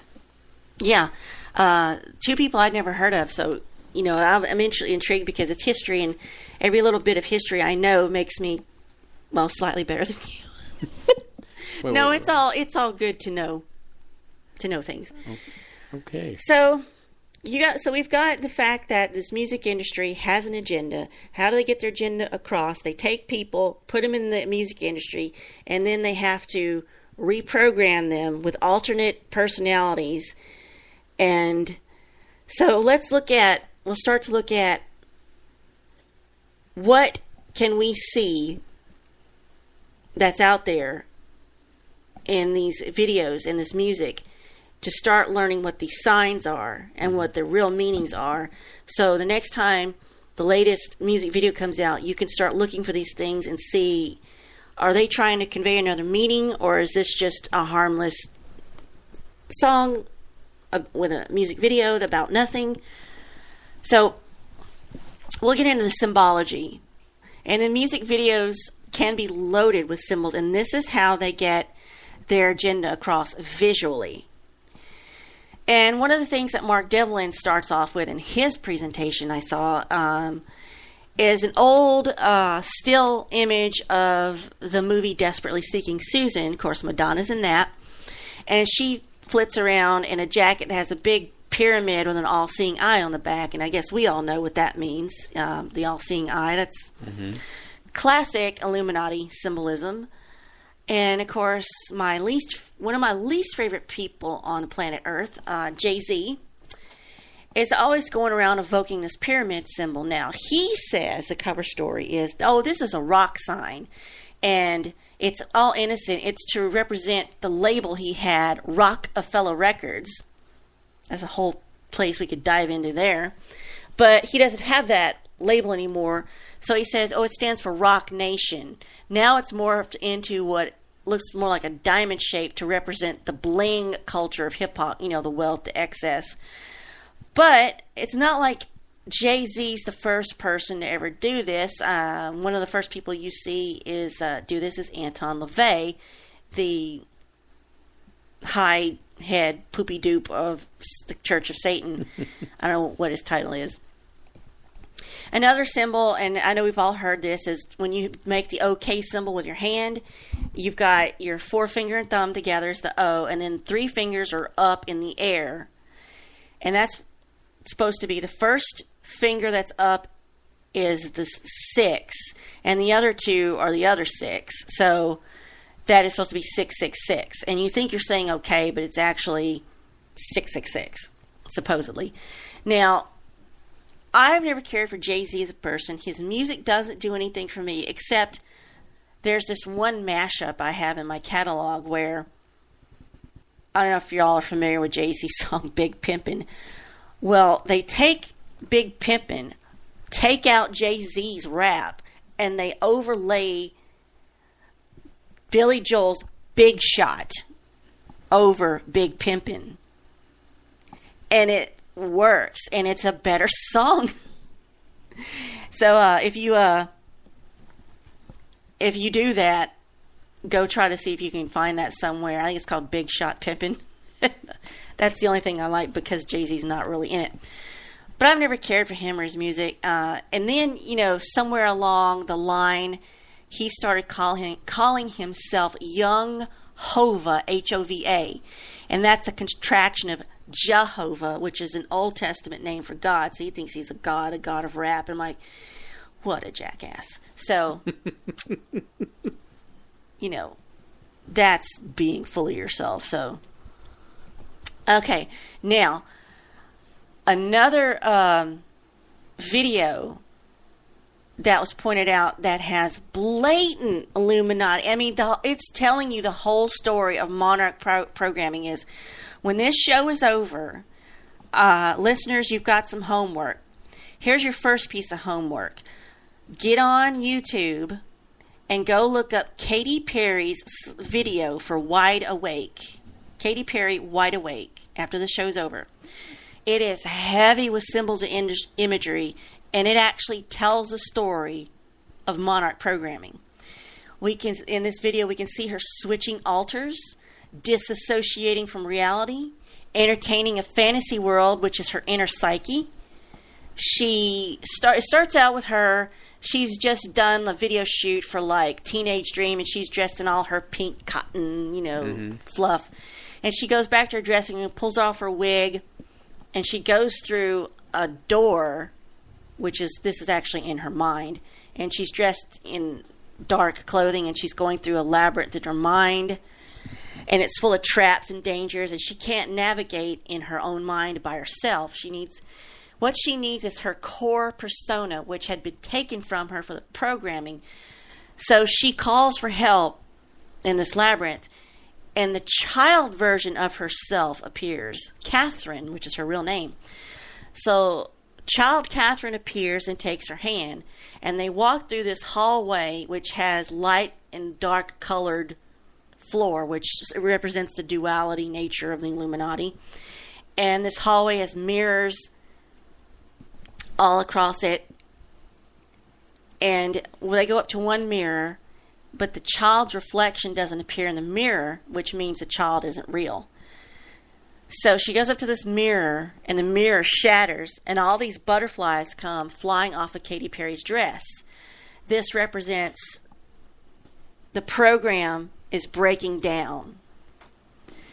So she's in this fantasy world, though, and we see her, once it breaks down, we see her back in this bleak institution setting with kind of padded walls. It's kind of all drab. Katy Perry's in a wheelchair and a hospital gown, and her head's down. You can't really see her face. And the child version of herself is pushing her in a wheelchair. And she's trying to help Katy get out of this institution. And Katy's got her head down, and she's drugged, and she's got this strawberry in her hand. The strawberry represents the drugs that she was given. And as they're trying to get out, she comes up against these two men with these big giant cow skulls on their head. Well, the little girl manages to get past them and takes Katy into this new fantasy world. It's beautiful, it's gorgeous, it's light, it's got all these beautiful topiaries, but Katy still has these butterflies on her head. And one of the topiaries is a cat with spinning eyes that's watching them, meaning the handlers are still watching her. She hasn't actually broken free. So at this point, the child version lets go of her hand, steps away, gets on a bicycle, and rides away. But she gives her a gift before she leaves. So now Katy is back in her dressing room, and she's wearing that candy outfit from Teenage Dream. And she opens her hand to see the gift that her child version gave her, and she's holding a dark butterfly. So this means, did she get control of her mind back or not? Did she do all that struggle only to not escape? Now, when she performed Wide Awake in Canada, she was dressed as a huge butterfly, and she had a butterfly decoration over one eye. So go check out Katy Perry, Wide Awake, after this show, and then maybe hit me up on Twitter or somewhere or Facebook and let me know what you thought. All right, so let's go ahead and take the top of the hour break. You're listening to Spaceboy Universe. I'm Spaceboy, she's Surlana, and we'll be right back after this.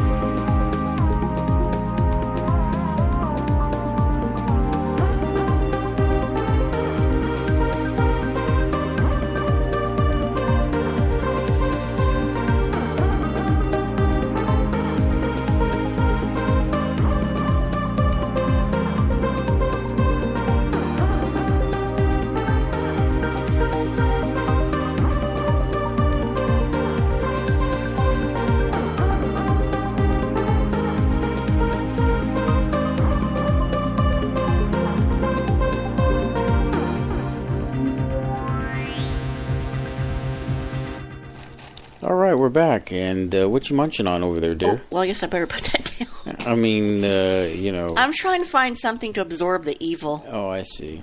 Well, one thing I forgot to mention about the Katy Perry Wide Awake, the actual lyrics of the song, actually pay attention to the lyrics too, because they actually talk about her.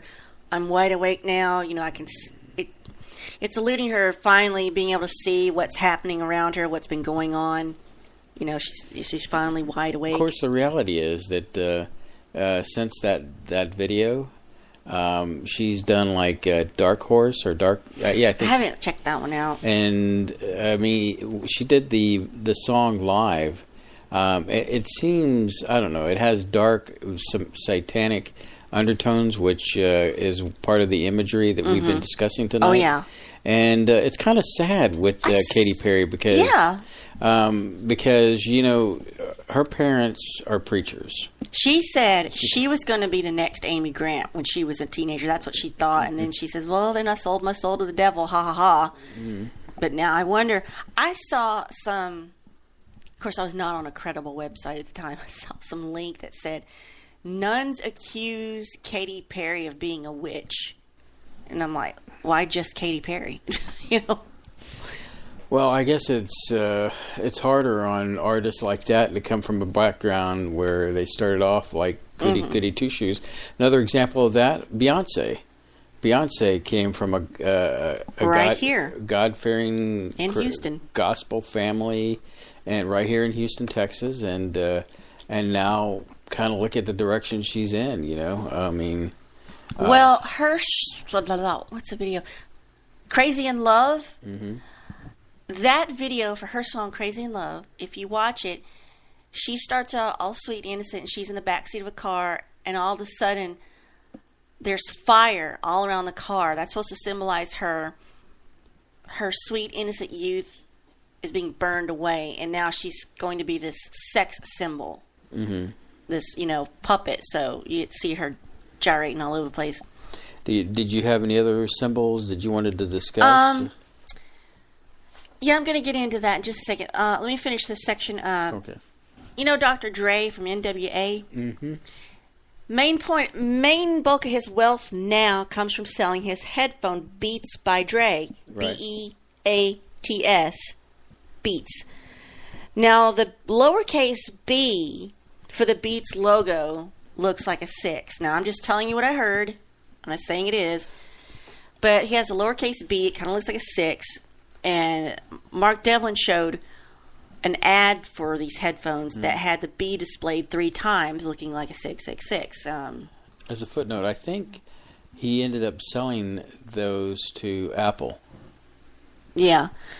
But even a young Michael Jackson has flashed these symbols. When he was still a kid, he was doing the OK symbol over one eye.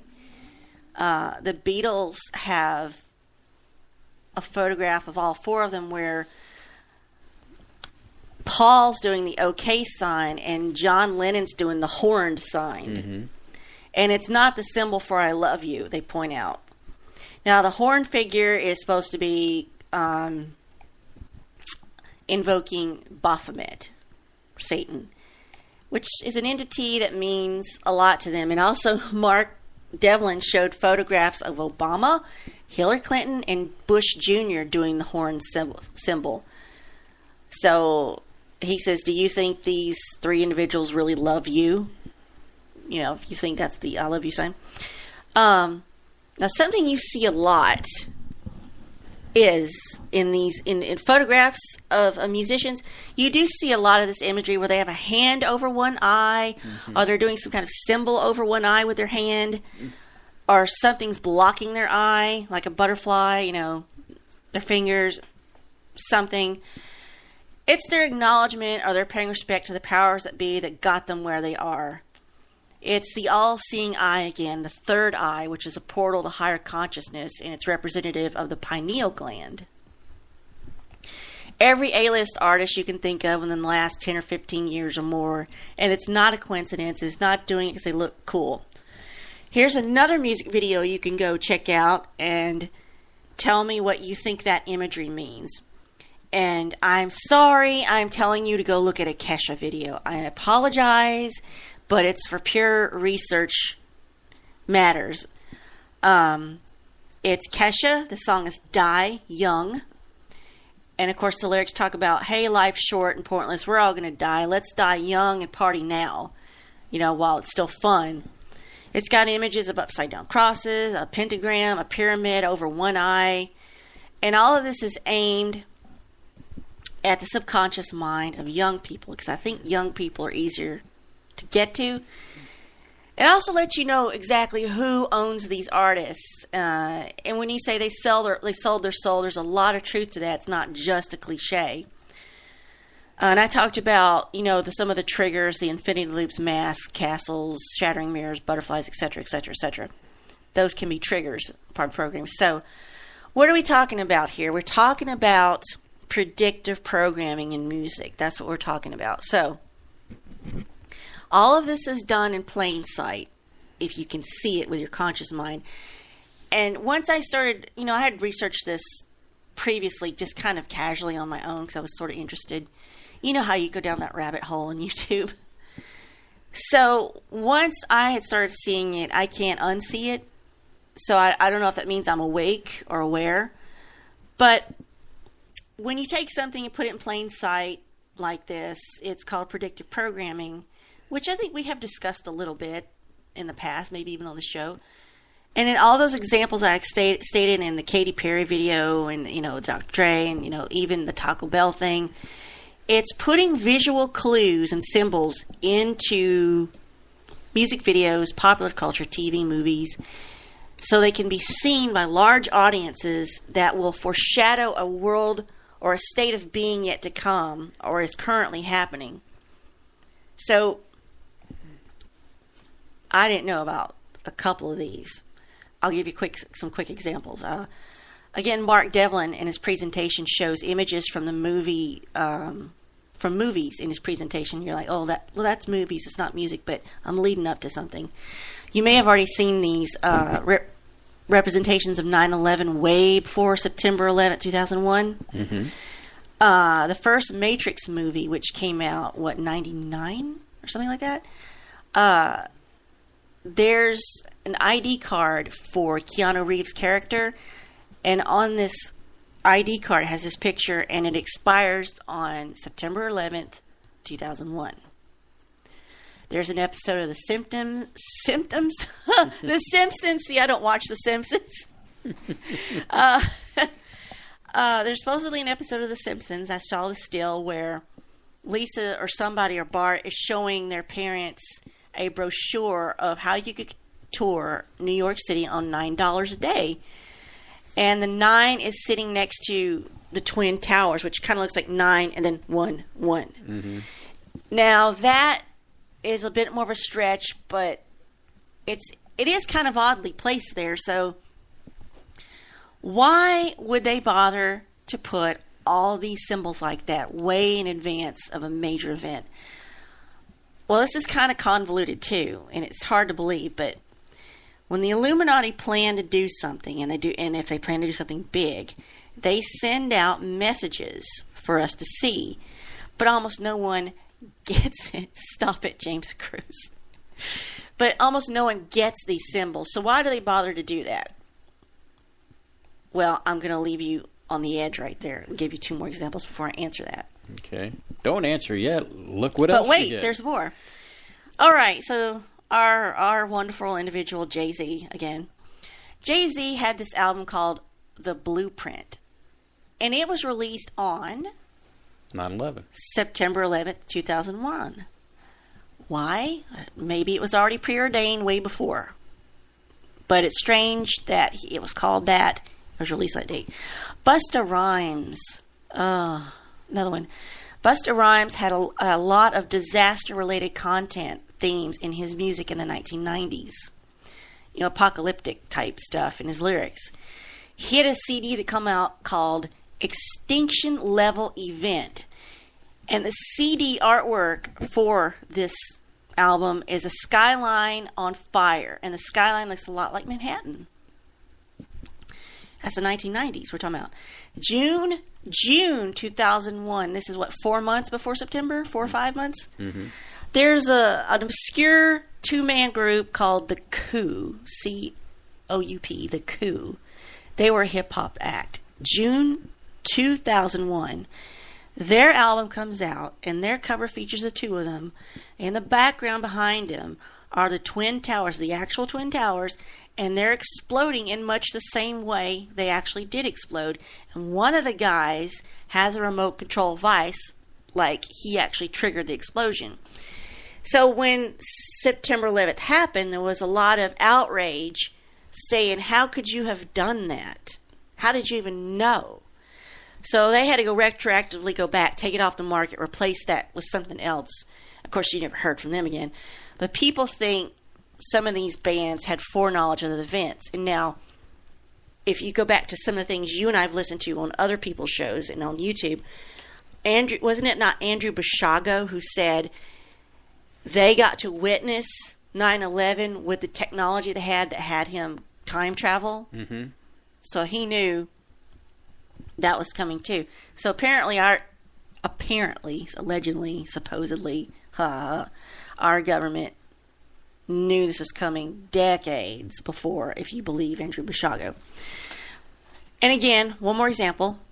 Mark Devlin claims that... now, you knew about this. I didn't know about this because I'm not really up on my 70s stuff because I was born in the 70s.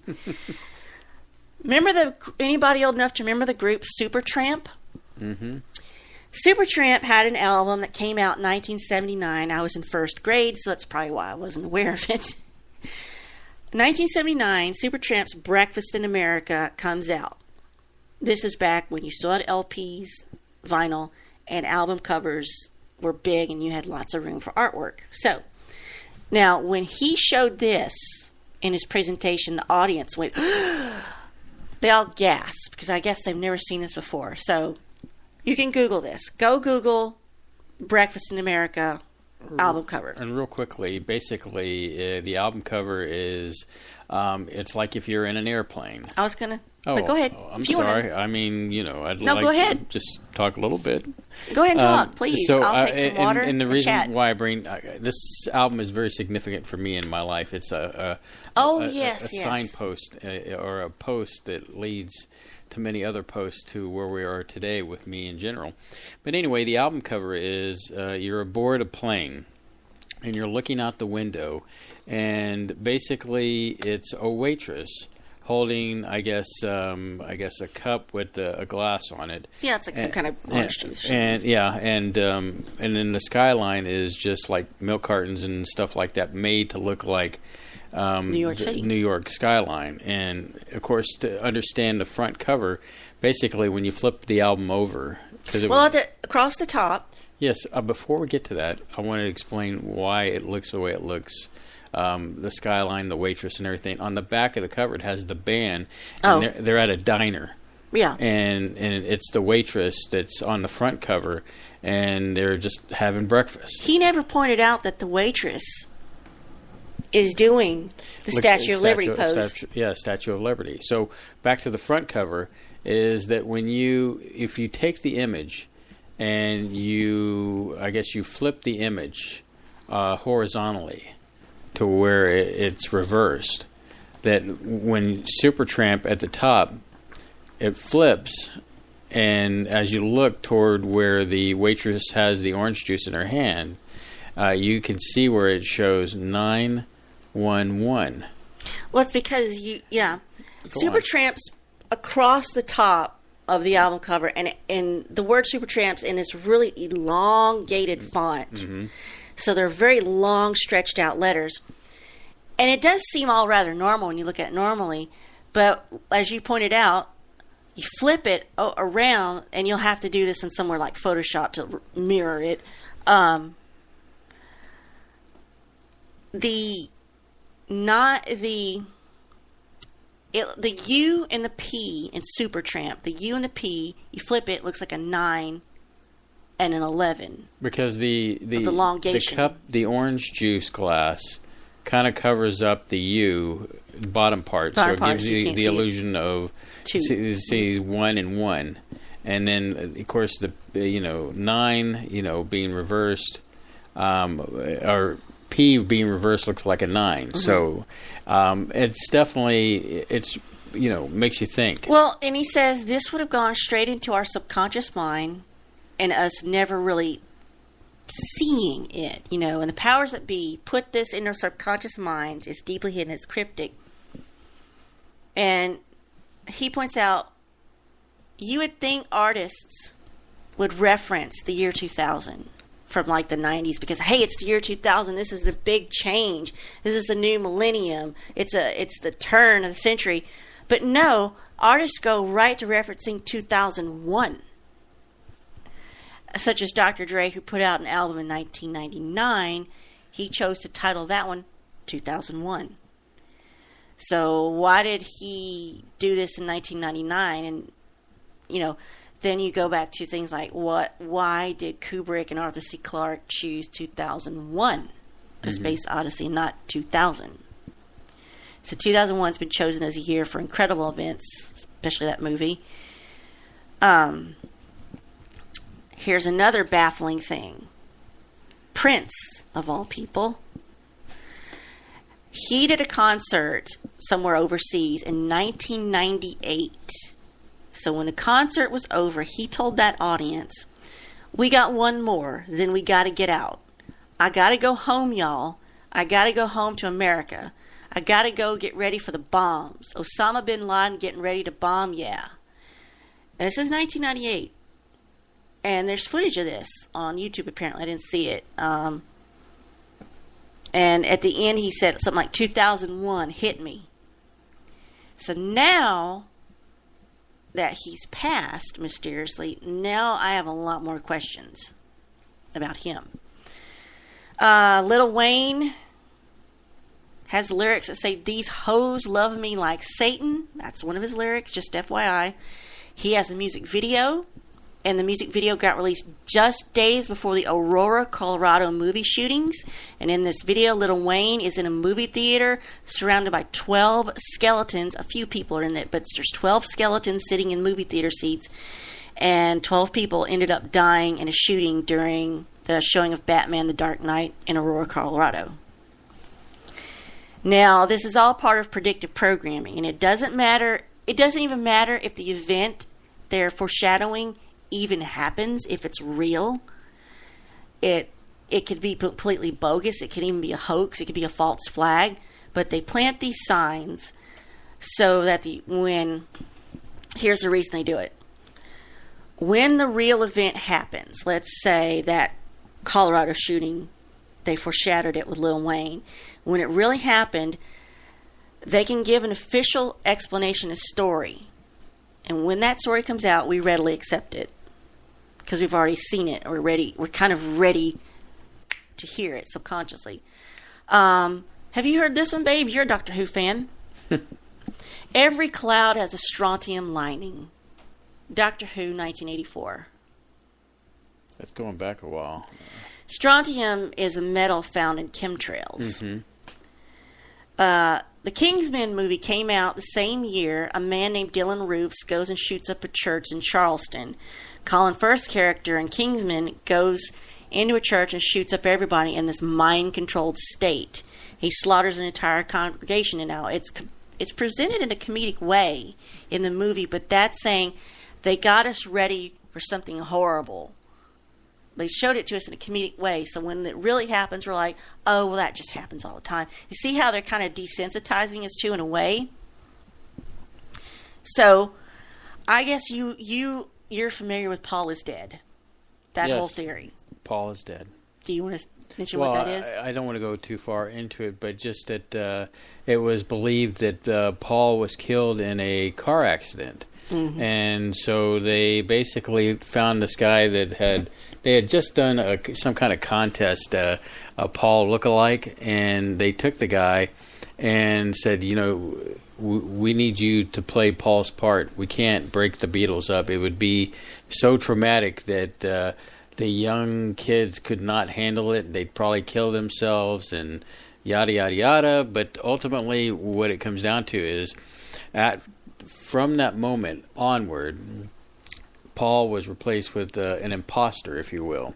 And people did a lot of research on that too. Some people took it very seriously. We could probably do a show alone on that subject matter because it's so.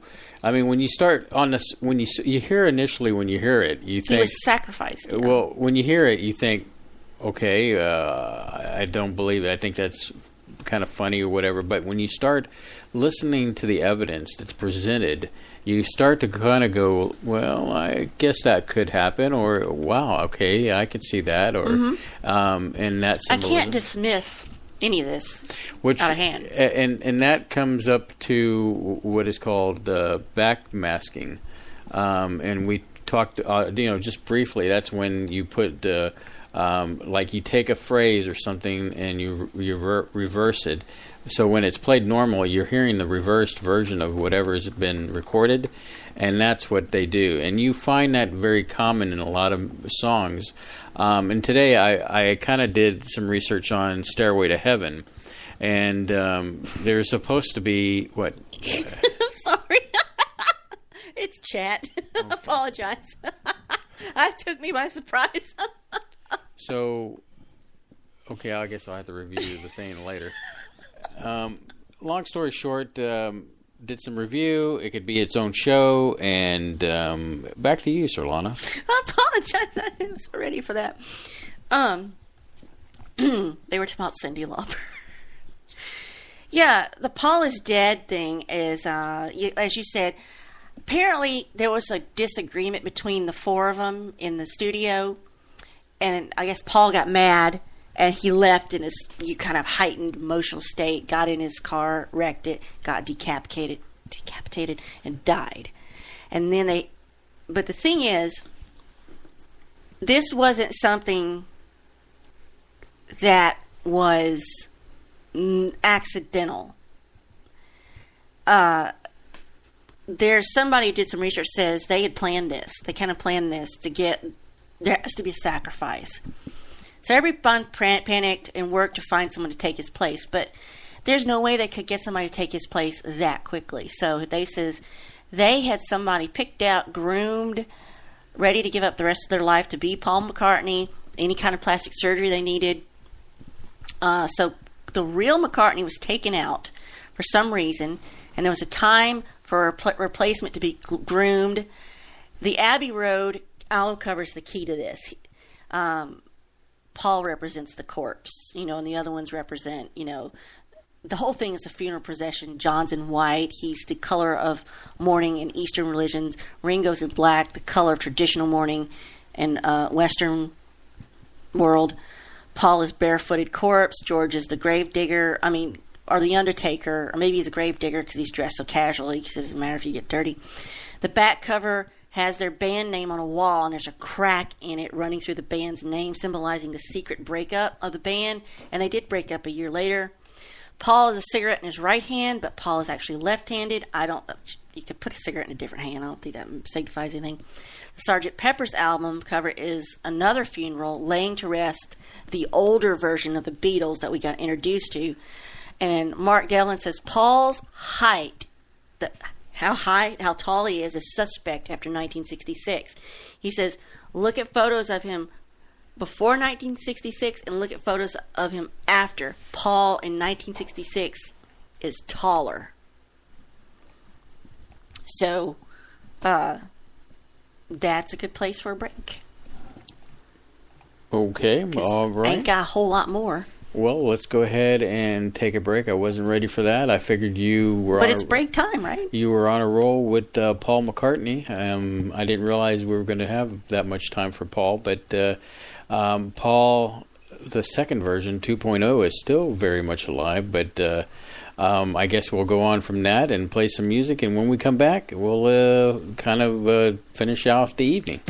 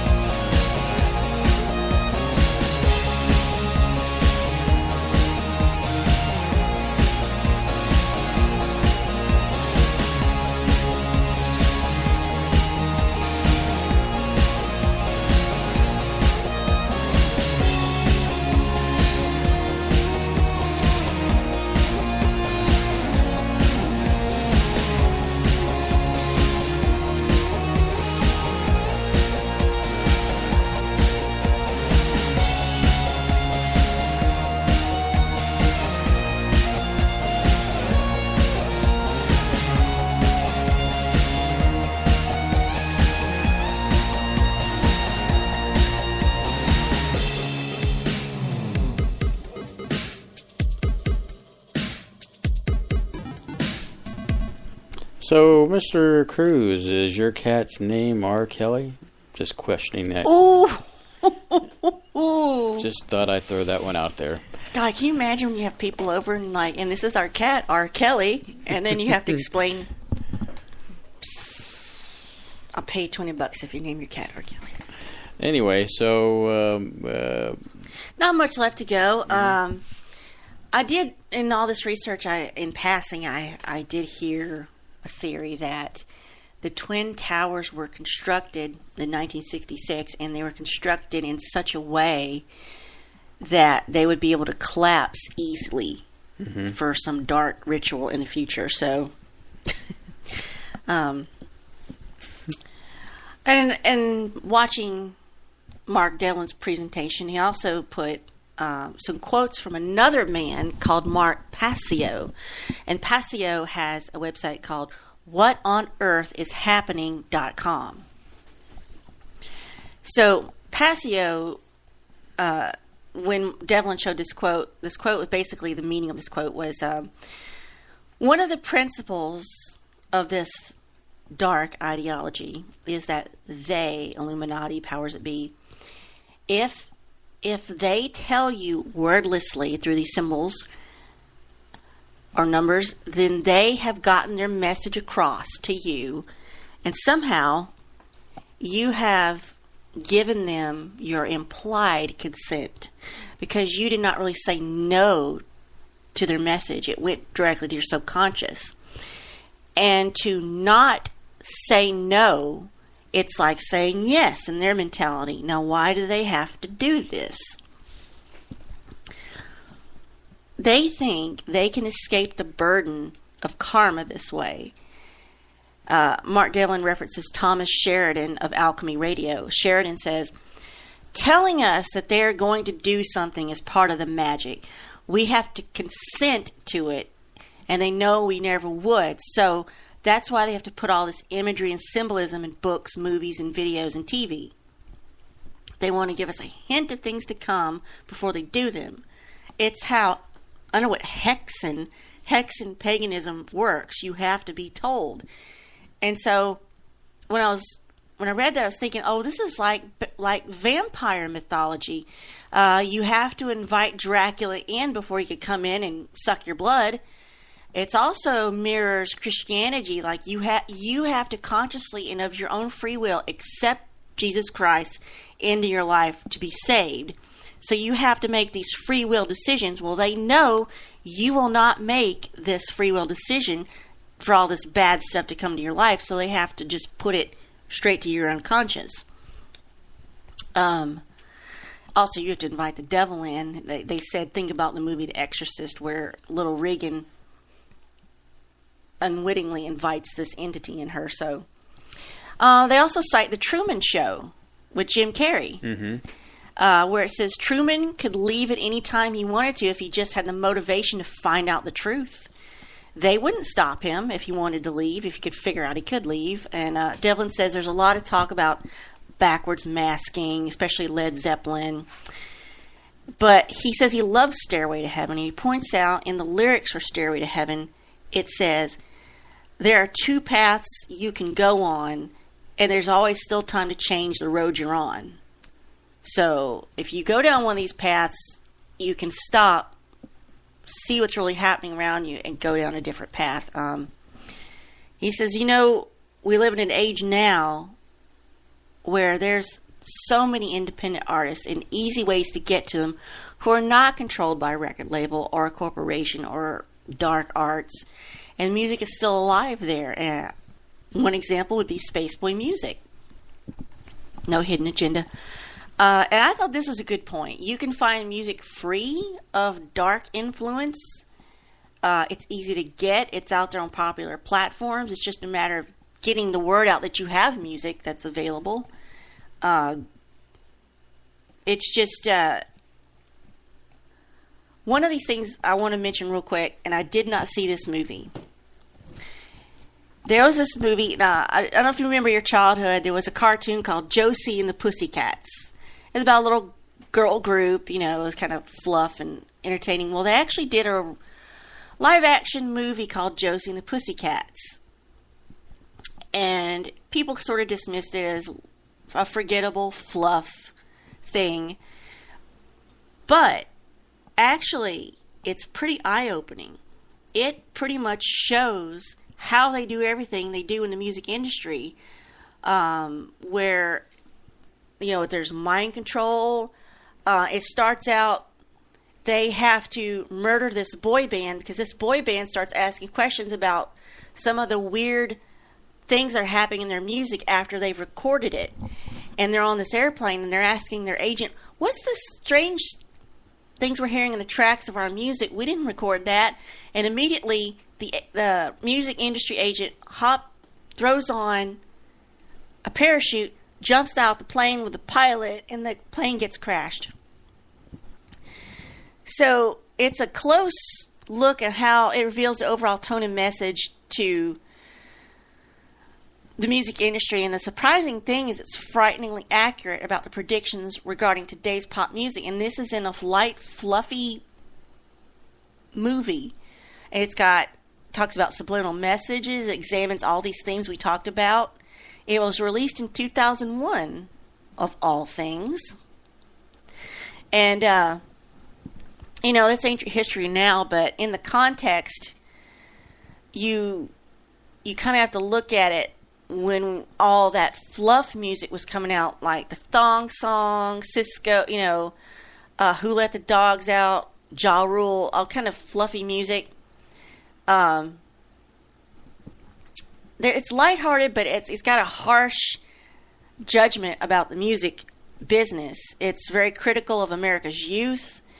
Teens and preteens are constantly being depicted as a herd of brainless drones that can't think for themselves, and they're prone to hysteria in this movie. And they kill off that boy band because they're asking too much. And the name of the boy band, the name of the group, of the boy band group, is called Du Jour, as in like soup, du jour, soup of the day. So they're the boy band of the day. There's a label called Mega Records that has using American government and FBI brainwashing techniques to influence the demographics. There's a record label exec who gives a tour of their secret underground headquarters and how they determine what people are going to wear and what slang they're going to use and what the trends are going to be. And they say everybody has brains like Play-Doh. They're just going to mold them. And they say, well, we put hidden messages in their music so we'll learn how to control them. He goes, ever wonder why so many rock stars die in plane crashes, overdosed on drugs? We've been doing this a long time, and if they start to get too curious, our options are endless. Bankruptcies, shocking scandals, religious conversions, airplane crashes. So this movie's basically showing you what the music industry does. And in the movie, they create this technology called 3DX surround sound that makes you feel like the music's happening all around you. And you have to put on this special kind of headgear to listen to it. But it actually is hypnotizing and mind controlling the teens so they'll stop being free thinkers. And actually, the three girls that play Josie and the Pussycats get into the sex kitten programming themselves. And one of them has to go rescue the other. So now I kind of want to see that movie. But something to think about. Now, here's your second part of your homework. And it doesn't have to do with music. But I would like to know everyone's thoughts on it. And we could talk about this on another show if you want to. So here's your first homework was go look at Katy Perry's video Wide Awake. Mm-hmm. See what you make of it. Your second part of your homework is get on YouTube while you're finished with Katy. Type in tunnel opening ceremony. And you should see many videos talking about this. And it's a long ceremony. If you find a video that has the entire ceremony on there, it's gonna be long and baffling and confusing. And it's a tunnel that got opened in, is it Switzerland? Yeah, that has taken 17 years to construct through mountains underground. to get from one side of Europe to another, I think. And, well, you should look into this and do homework. It's for your own benefit. And it is the most baffling thing. It's, personally to me, it was spine-tingling and chilling. It's a lot of the things we've talked about tonight happening right there in plain sight. Very disturbing to me personally. But go in there, and Google tunnel opening ceremony. And it is just the craziest thing, most disturbing thing I've ever seen. Pretty whack. What any of that has to do with celebrating the opening of a tunnel, I don't know. But there's something more going on there. And the more I watched it and the more I saw people talk about it, the more disturbed I became.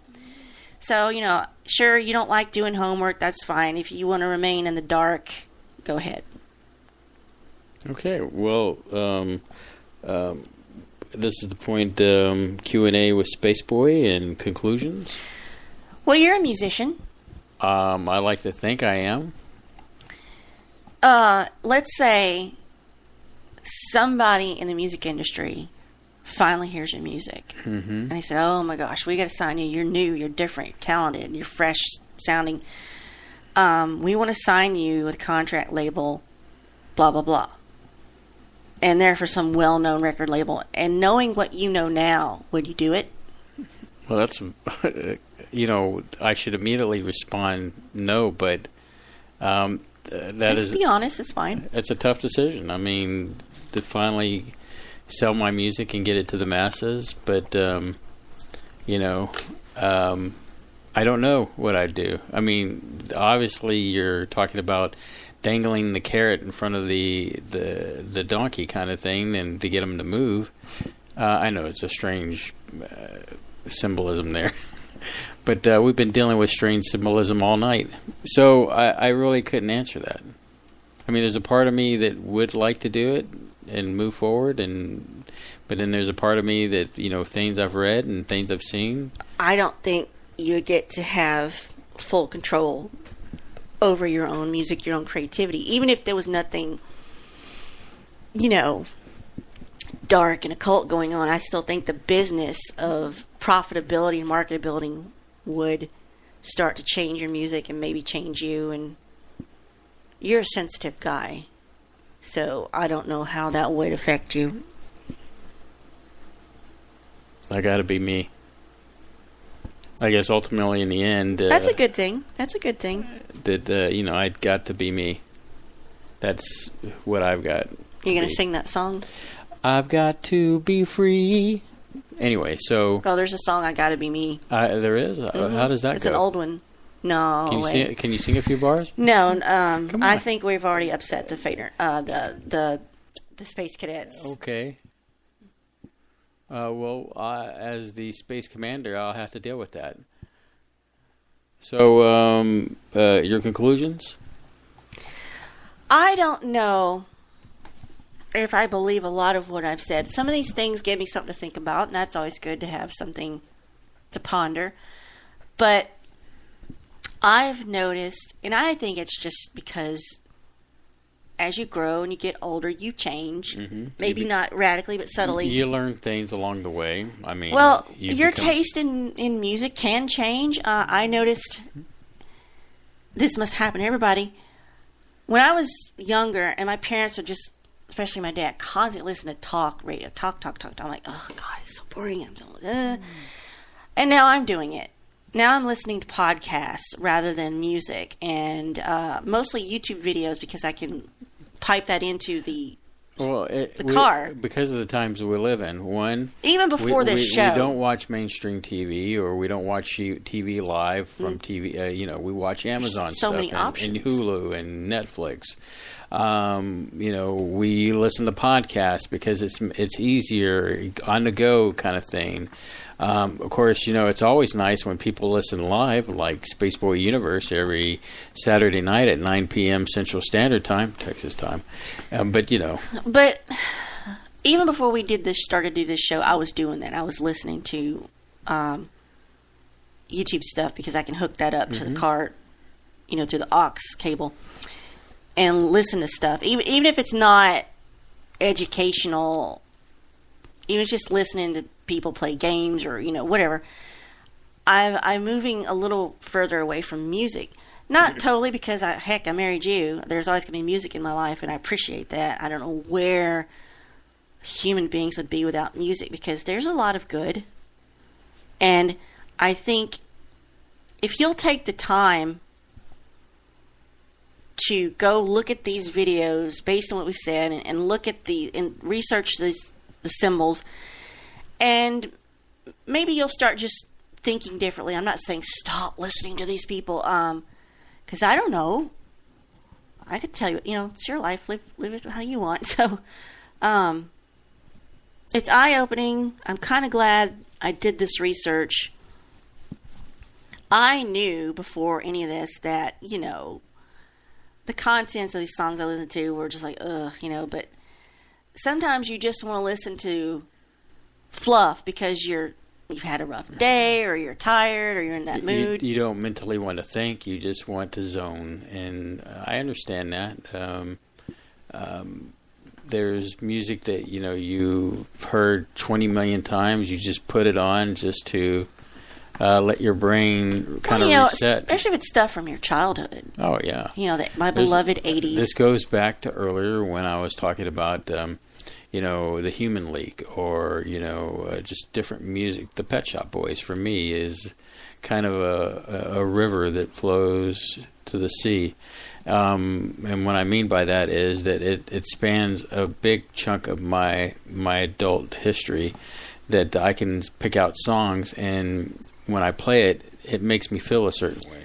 I find myself going more toward some calmer music. Like, we were out today and you said, do you have anything that's more chill? And I'm like, well, I've got 4 chill playlists. You even have some on YouTube. So, and I was talking to you about this, I guess, today when we had that horrific tornado-like weather that came through. Oh my gosh, last night was that's the first time I've got really concerned. Well, it's because I didn't flinch, because I listen to a lot of rain before I go to sleep. I have a couple of YouTube channels that I will fall asleep to. It's just rain.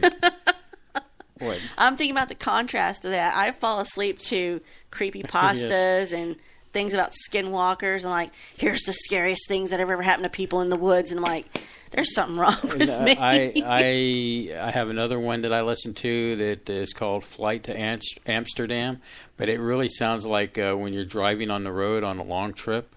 It has that rumble sound, and I like listening to that, and so I'll put that on the loop. I have listened to a 12-hour loop of the Enterprise D engine hum. Mm-hmm.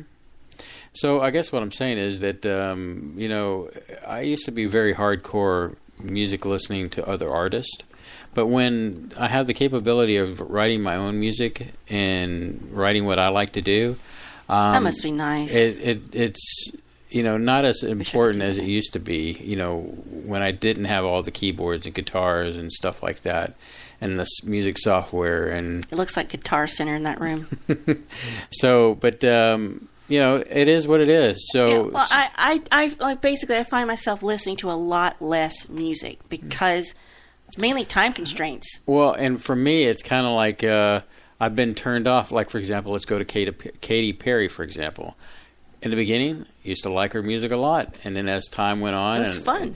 And I saw the stuff that she was dabbling into. It just made me disappointed, and I stopped listening to her. Madonna was another person. Early stuff, I liked her stuff. There's still some stuff that I kind of like still, but I'm not as much into Madonna because she's just, turns me off. So I didn't feel bad. I did not feel bad back in the day when I had Napster. But I mean, there's several. There's more artists that are like that start off great, and then all of a sudden they went down this path, and it's like, okay, that turns me off. I'm trying to think of that one artist that he plays the guitar, Mar. John Mayer? I want to punch him in the face sometimes. I just cannot stand Oh, him. I got a list of people got it coming. I want to punch in the face or beat like a wayward fax machine. I mean, I'm surprised that guy doesn't have an SDT, an SDT, or did I say that right? STD? Yeah, that's right. You're so unfamiliar with it, you can't even get the acronym right. The guy he sleeps around. In fact, I thought I saw him humping a fire hydrant the other day. That's how bad he is.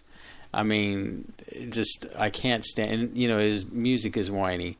If you thought that Surlana doesn't like the Dave Matthews Band, he's 20 million times worse. I cannot stand him. So I'm sure if you're out there and you're listening and you like that guy, I'm sorry, but you've got terrible choice in music. And but anyway. Oh yeah, I will. So Surlana, I think we've said what we've had to say on the subject, and man, we made it through another program. So this is the point where we do some housekeeping. Yeah. Now K28's nagging me about that. What is he nagging about? Listeners about the shows and everything. Oh, okay. So I want to bring up the fact that our next show is with one of our favorite people, Patrick Sporer. And I'm excited because he sent me a tape, a cassette tape, which I had to transpose it to digital media. Did you do that? Yeah, I did that cool. today. Very and cool. I don't want to tell you what it is or what it's about, but it'll be on the show where we'll get to hear it. Not only did I break it up, and I know Patrick's listening because he sent me an email about 30 minutes ago. I have the main audio. I have the clips that we're going to talk about. But I also reversed the audio clips and the main clip just to kind of see some things or to listen to some things that might be beyond there. So you need Space Cadets to tune in next week, which is April 1st. And It's not a joke. It's not a joke. We will be live. We'll be live with Patrick Sporer, the Dream Cog himself. And you must tune into this show because with Patrick, it's always good. And K28 wants me to make sure I plug the April 7th show. Okay. Well, that's right. Yeah. Spaceboy Music happens on Friday nights, but on the first Friday... Oh, my God. My eardrums is busted. Sorry, I'm allergic to talking about shows. On the first Friday of each month, he graciously steps aside to allow for Sweet Tea and Sarcasm, which is a show with me and my friend, who is not my sister, K28. My friend, I'm sure as soon as you hear her talk, you'll know who it is. But she and I I think we're supposed to talk about guilty pleasures and one of our guilty pleasures is like The Fifth Element and things like that. So we'll be talking about things like that, and that will be April 7th. And then I want to bring this up because I'm excited about the 8th. And I'm going to go ahead and mention this. Oh, yes, April 8th. Okay. Next SBU. And this is some homework more homework. So, Fran, if you don't want any homework, you can go ahead and Dennis will do it. Leave the school office now. But anyway, so we will have the guy that is called the 8-Bit Guy that you need to tune into YouTube. Just Google 8-Bit Guy. He's inspirational because he's like us. He did these videos on YouTube, and he had an 8-to-5 job, I think. Mm-hmm. And through crowdfunding, he was able to leave his job and do YouTube stuff full time. He's quite entertaining when you look at his videos. He's a Texan. He is a Texan, and he knows his technology. And when I bring up technology, he's done tech work like I've done outside the universe. But what's cool about this guy is that he has a love and a fascination with retro computing and retro of course, Dennis knows him. Music, and so. We're going to have him on the 8th. And so that is good. I mean, I'm jazzed. Go check out his channel. He has 2 channels. He has the 8-Bit Guy, and he has another channel called 8-Bit Keys, where he has his own original music. Synthesizer music. That he uses retro keyboards All like retro Casios and things like that. And he restores old computers, shows you how to clean them, how to, fix the motherboards. He also shows things like, hey, here's the very first webcam ever. And he's taken apart, he's been sent keyboards that don't work, and he's fixed them and cleaned them up. And he showed, what did we watch? He'll show what's the best old gaming setup for old DOS games, like how to go find the old computer and get it in the optimal situation to play your old games and things like that. So those are a couple of things coming up in the next several weeks. Of course, tune into Surlana's show with Soki. And I had to make sure she had to give me the nod that was correct. Mm-hmm. Yeah, that's correct. Anything else I missed, Surlana?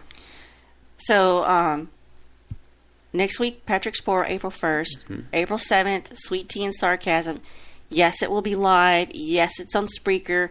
Yes, it will have a chat room like you're used to, but there will be no call-in because we just can't afford it. There's really no point in it. And then April 8th, 8-Bit Guy, and then from then on, it's Spaceboy Music as usual on Friday nights. Mm-hmm. And, of course, the other show that can't be not mentioned is the Quantum Hologram Matrix with Reverend John Polk, which airs Wednesdays at 8 p.m. Central, or is it 8 p.m.?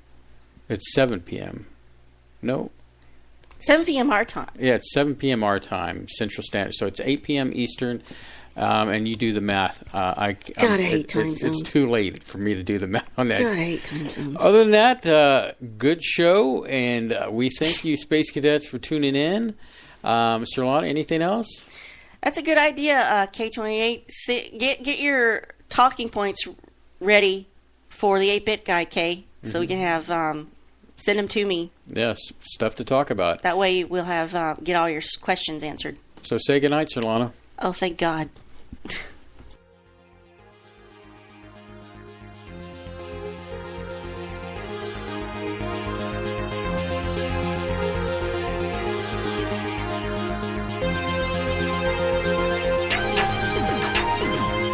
Spaceboy Universe is hosted by Spaceboy and Surlana. Executive producer is Surlana.